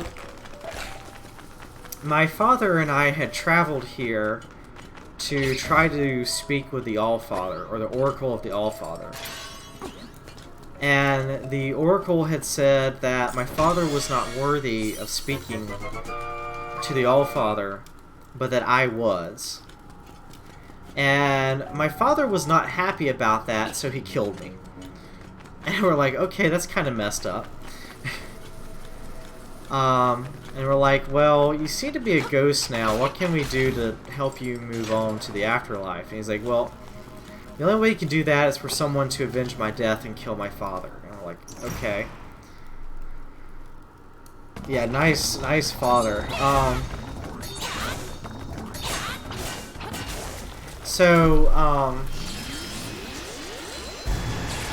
We're like, well, we're doing a lot of giant fighting these days, it seems. If we happen to run across your father, we'll do our best to try to avenge your death. So he, like, thanked us for that. And then he told us about the Oracle. And, plot twist. the giant we've been traveling with is the father. No, it actually is not Harshnag. We actually know the name of the giant who did the dirty deed. We actually know where he's at too now. But the Oracle of the Allfather finds us and Harshnag worthy to talk to us. So we're able to ask like 6 questions. And we basically well, first of all, we find out where we can find that ghost's father at, so we could get to avenge his death. That'd probably end up being like a side quest, though. But we're like, okay. So we ask about how can we restore the king. Well, we ask where the king of the giants is at, and how we can like rescue him or whatever, or find him. And the Oracle is like, I have no idea. We're like, okay, that's not helpful. So then we ask, like, how can we restore the Ordning? Or some sort of hierarchy to the giants so they stop attacking everything. And he's like, well, the only way you can do that is by weeding out the corruption of the king's court. And we're like, okay, how do we get to the King Giant's court? Like, what even is that? And he's like, well, you have to do it by talking to, or by getting these conch shell horns that all the leaders of the giants have. These conch shell horns allow the leaders of the giants to go to the court of the king. And we're like, okay, how can we get a conch shell? And he's like, well, you have to basically defeat one of the giant lords. And obviously you probably want to defeat one of the evil ones. Well, that means we actually have to physically find and get to one of these,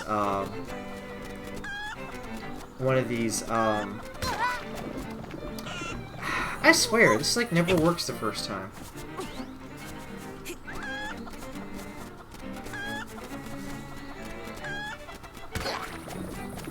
So, so you have to find like one of these dragon lords, or sorry, giant lords, and defeat them and get their conch shell.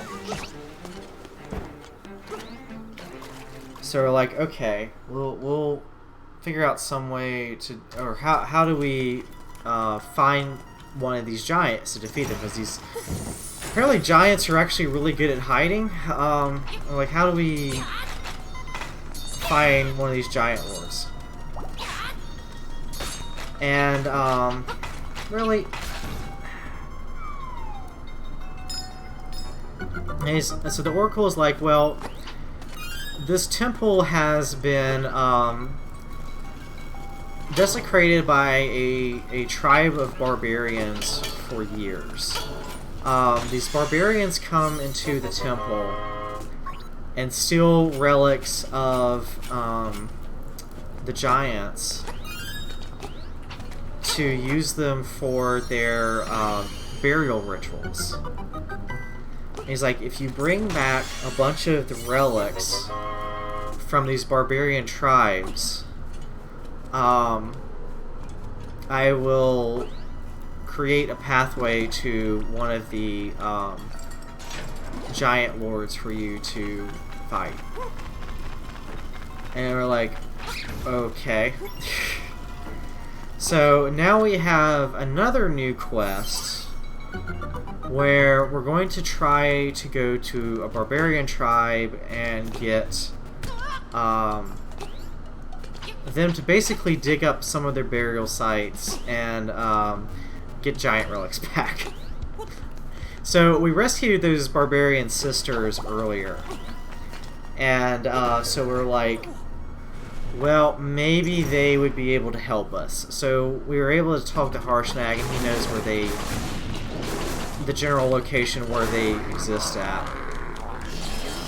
So our goal now is to go track them down and see if we can get some of these giant relics back, so we can get a pathway to defeat a giant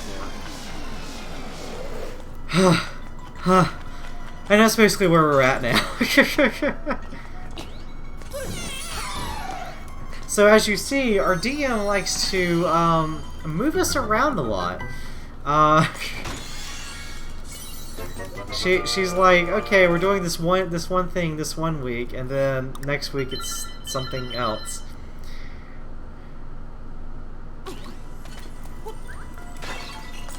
Hi, Duelish Gamer.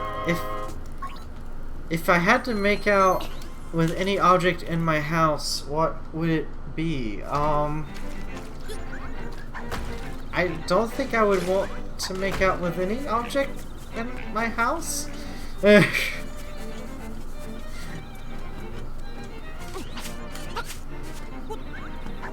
Maybe if I had a romantic partner, I would make out with them. But yeah, that's not an object, so I'm not really into making out with objects.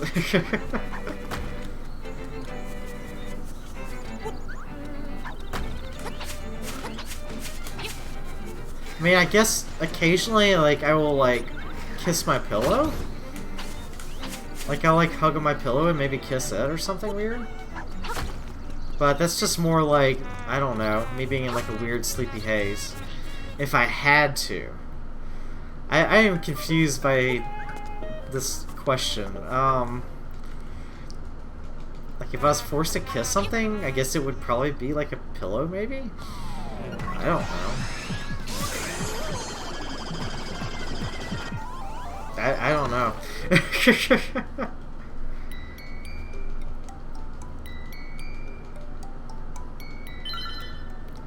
People are always obstructing you like objects. Why? That sounds really crappy.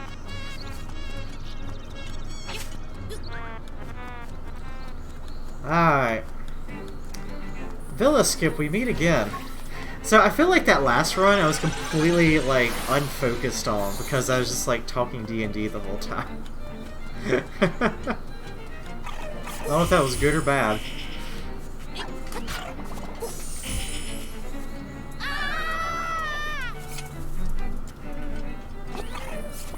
Oh my god, I got first try Villa Skip. What is this?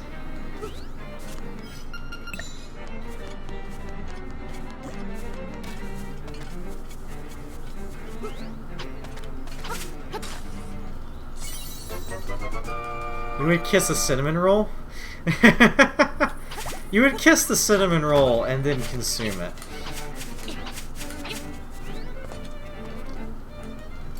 I mean, I guess I would kiss some food. I'd kiss some pasta. I'd kiss pasta and then eat it. So, I've never had this before. I've always heard of it. But I have never, ever, ever had it in my entire life. Is buttered noodles. Which is just egg noodles with some butter, salt, and pepper. And oh my god, that is like the most amazing thing in the world. Like, how have I gone my whole life with never having buttered noodles? Water bottle? I guess a water bottle counts.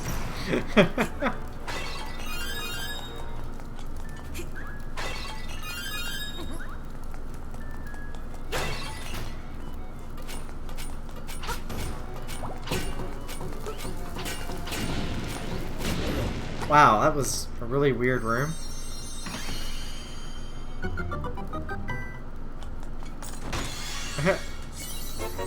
Kiss that all the time, make that with leftovers. Oh, really? Yeah, I could see it like being used, like there's like some leftover meat or something. Or even veggies, I think it would go well with. I'm like, why have I never had this before? This delightful, wonderful food combination.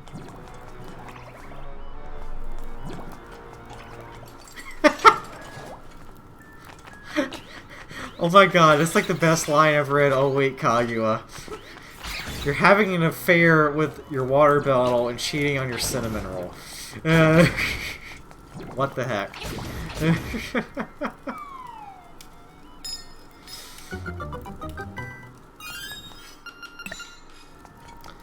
Alright, no guardian acorn, so there's probably going to be one up here in the Zol nest.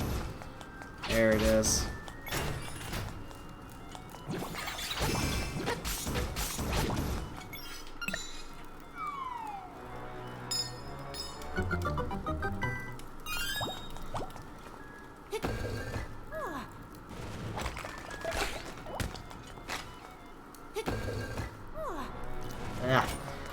Thinking of water balls, I need to get water out of my thermos because I am extremely thirsty right now.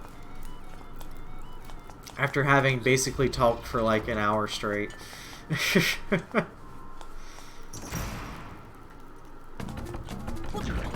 Oddly, I wish I had more stories to tell about D&D now.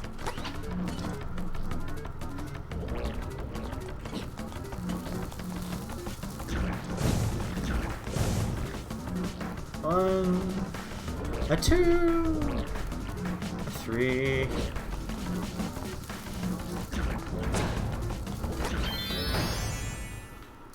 Not a bad fight.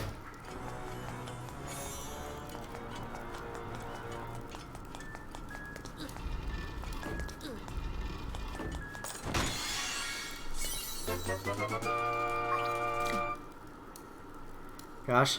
So I really enjoy my current D&D campaign with like my current character. But I am kind of like looking forward.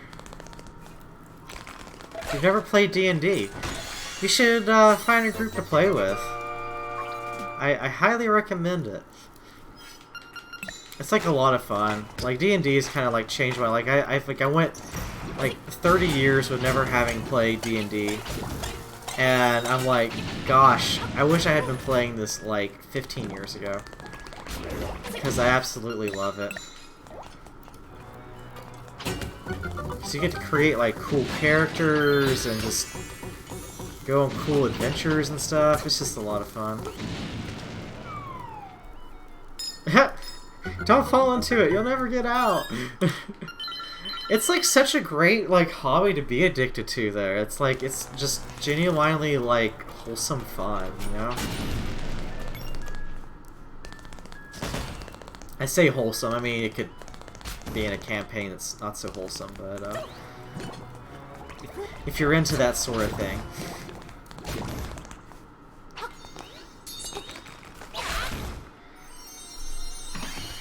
You do have some friends that do D&D. You should join them. It's like, I don't know, it's hard to put into words just how like fun it is. It's like a nice like escape from like life for a while. You get to be someone else, and it's like you can be someone else like in a video game as such, but it's like not, I don't know, it's just something about like having that person-to-person like role-playing interaction. It's just like a lot of fun. But I am getting a little bit tired of my character Moran. Like, I don't dislike playing her, but she's like, she's my very first D&D character, and her personality just isn't quite as fleshed out as I'd like it to be. And there's this bard tiefling character I've come up with named Mystery, and like I really want to play with her like sometime in the near future.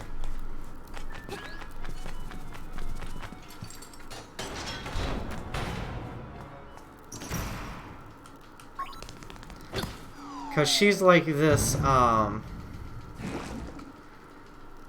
so she's like a tiefling bard from a magic university.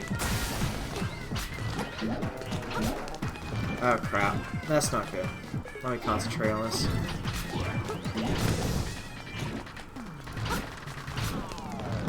Ooh, that fight got really scary fast. So she's like, so she's a tiefling, and she was like abandoned at like this magic university, and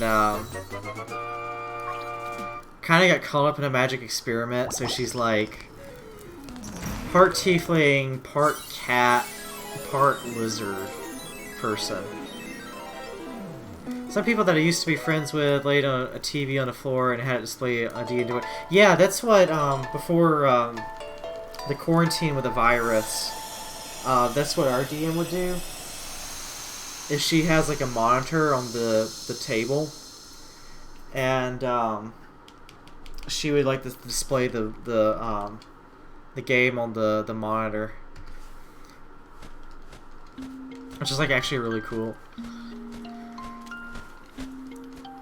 But yeah, Mystery is like, she's like, was engaged to marry this girl, and then got like cold feet and like ran away from home, and kind of is like a complete mess. And I'm like, gosh, I want to play with her. She's like so wonderfully flawed and terrible, and I really want to play with her.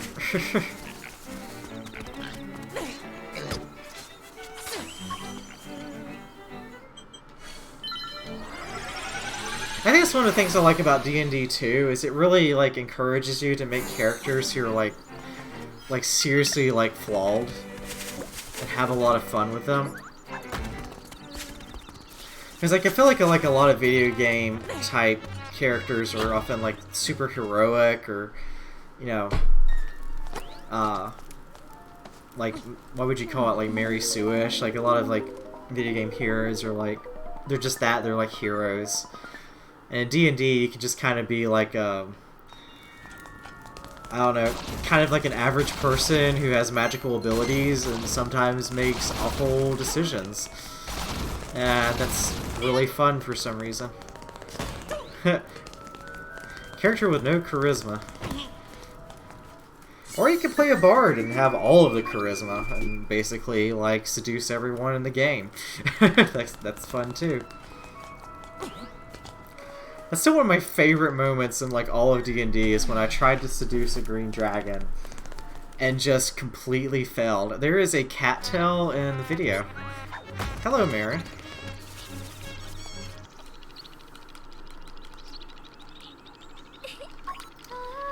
Hello, kitty.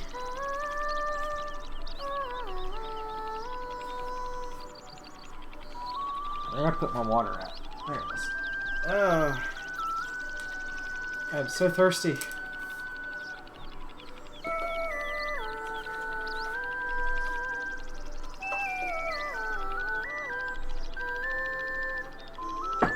Oh, that's good.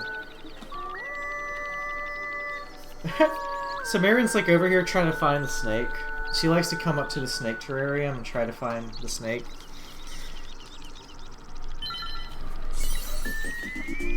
Oh, what the heck? Some loud car outside or something. That's weird. Oh boy. Time for the best part of this. Cat, please, no. Cat, no. No, no, no, no, no. Please don't do that. Oh, crap.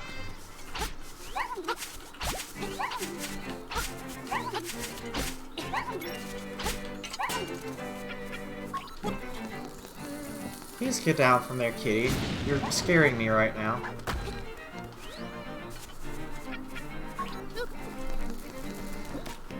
No, don't drink my water! Oh, kitty, why? Oh my god. Really, cat? I gotta get some cups with closed lids, because Marin, I have learned, loves to drink out of glasses. And she doesn't particularly care what kind of liquid is in the glass. She will just drink out of it. Fortunately, it's water right now.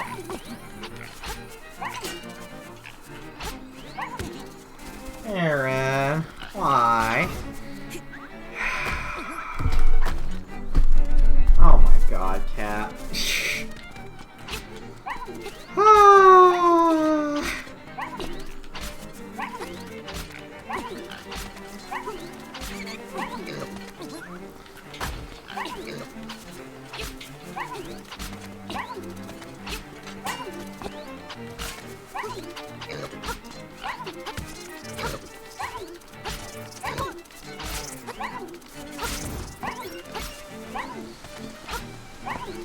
Alright.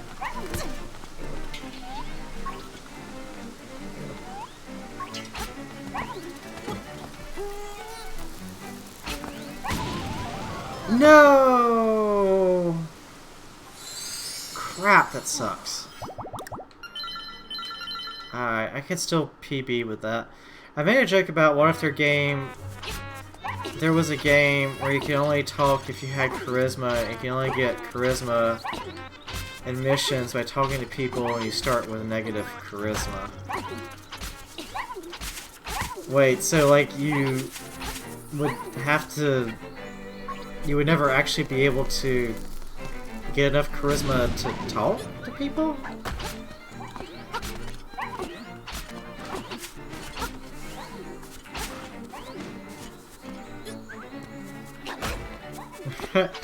So would there be like actually any way to overcome the negative charisma?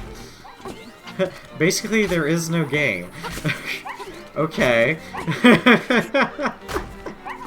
That would be an interesting game.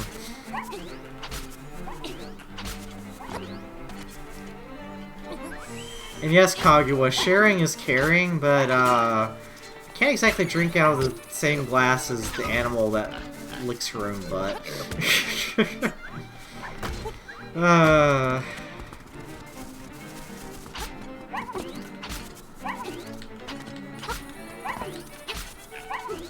That is a funny concept, though. Like, I've actually heard of that concept of, like,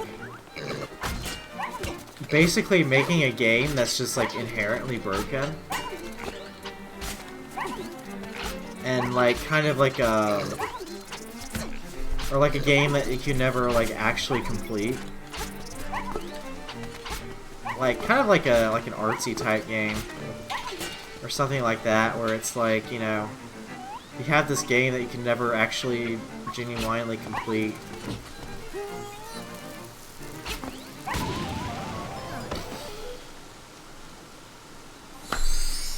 Oh, that's a reset. AK Skip, why? I don't understand. Why?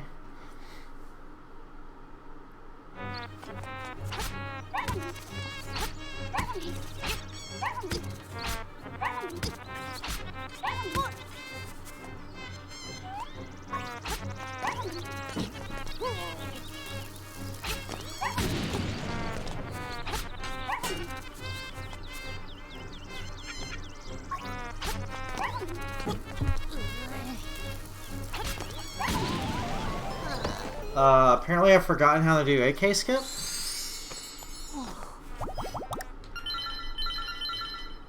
When he said that, my mind went straight to Breath of the Wild Korok seeds. Oh, it just basically like being impossible to complete or something? Or do you mean something else?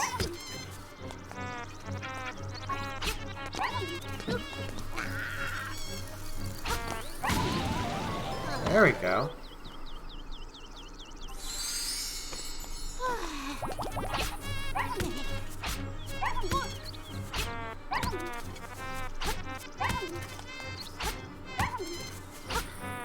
Yeah, there's like 900 of them or something. And then like your reward at the end is literally kind of just crappy.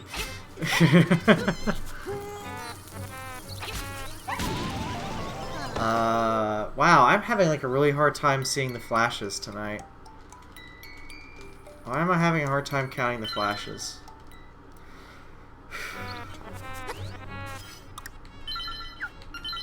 Sorry, I'm just gonna practice this a bit before I continue on. And then I'll probably take a break and try to do like one more run before bed.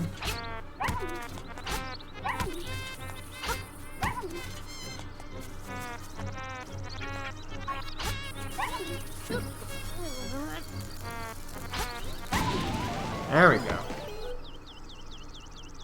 Alright. That's weird.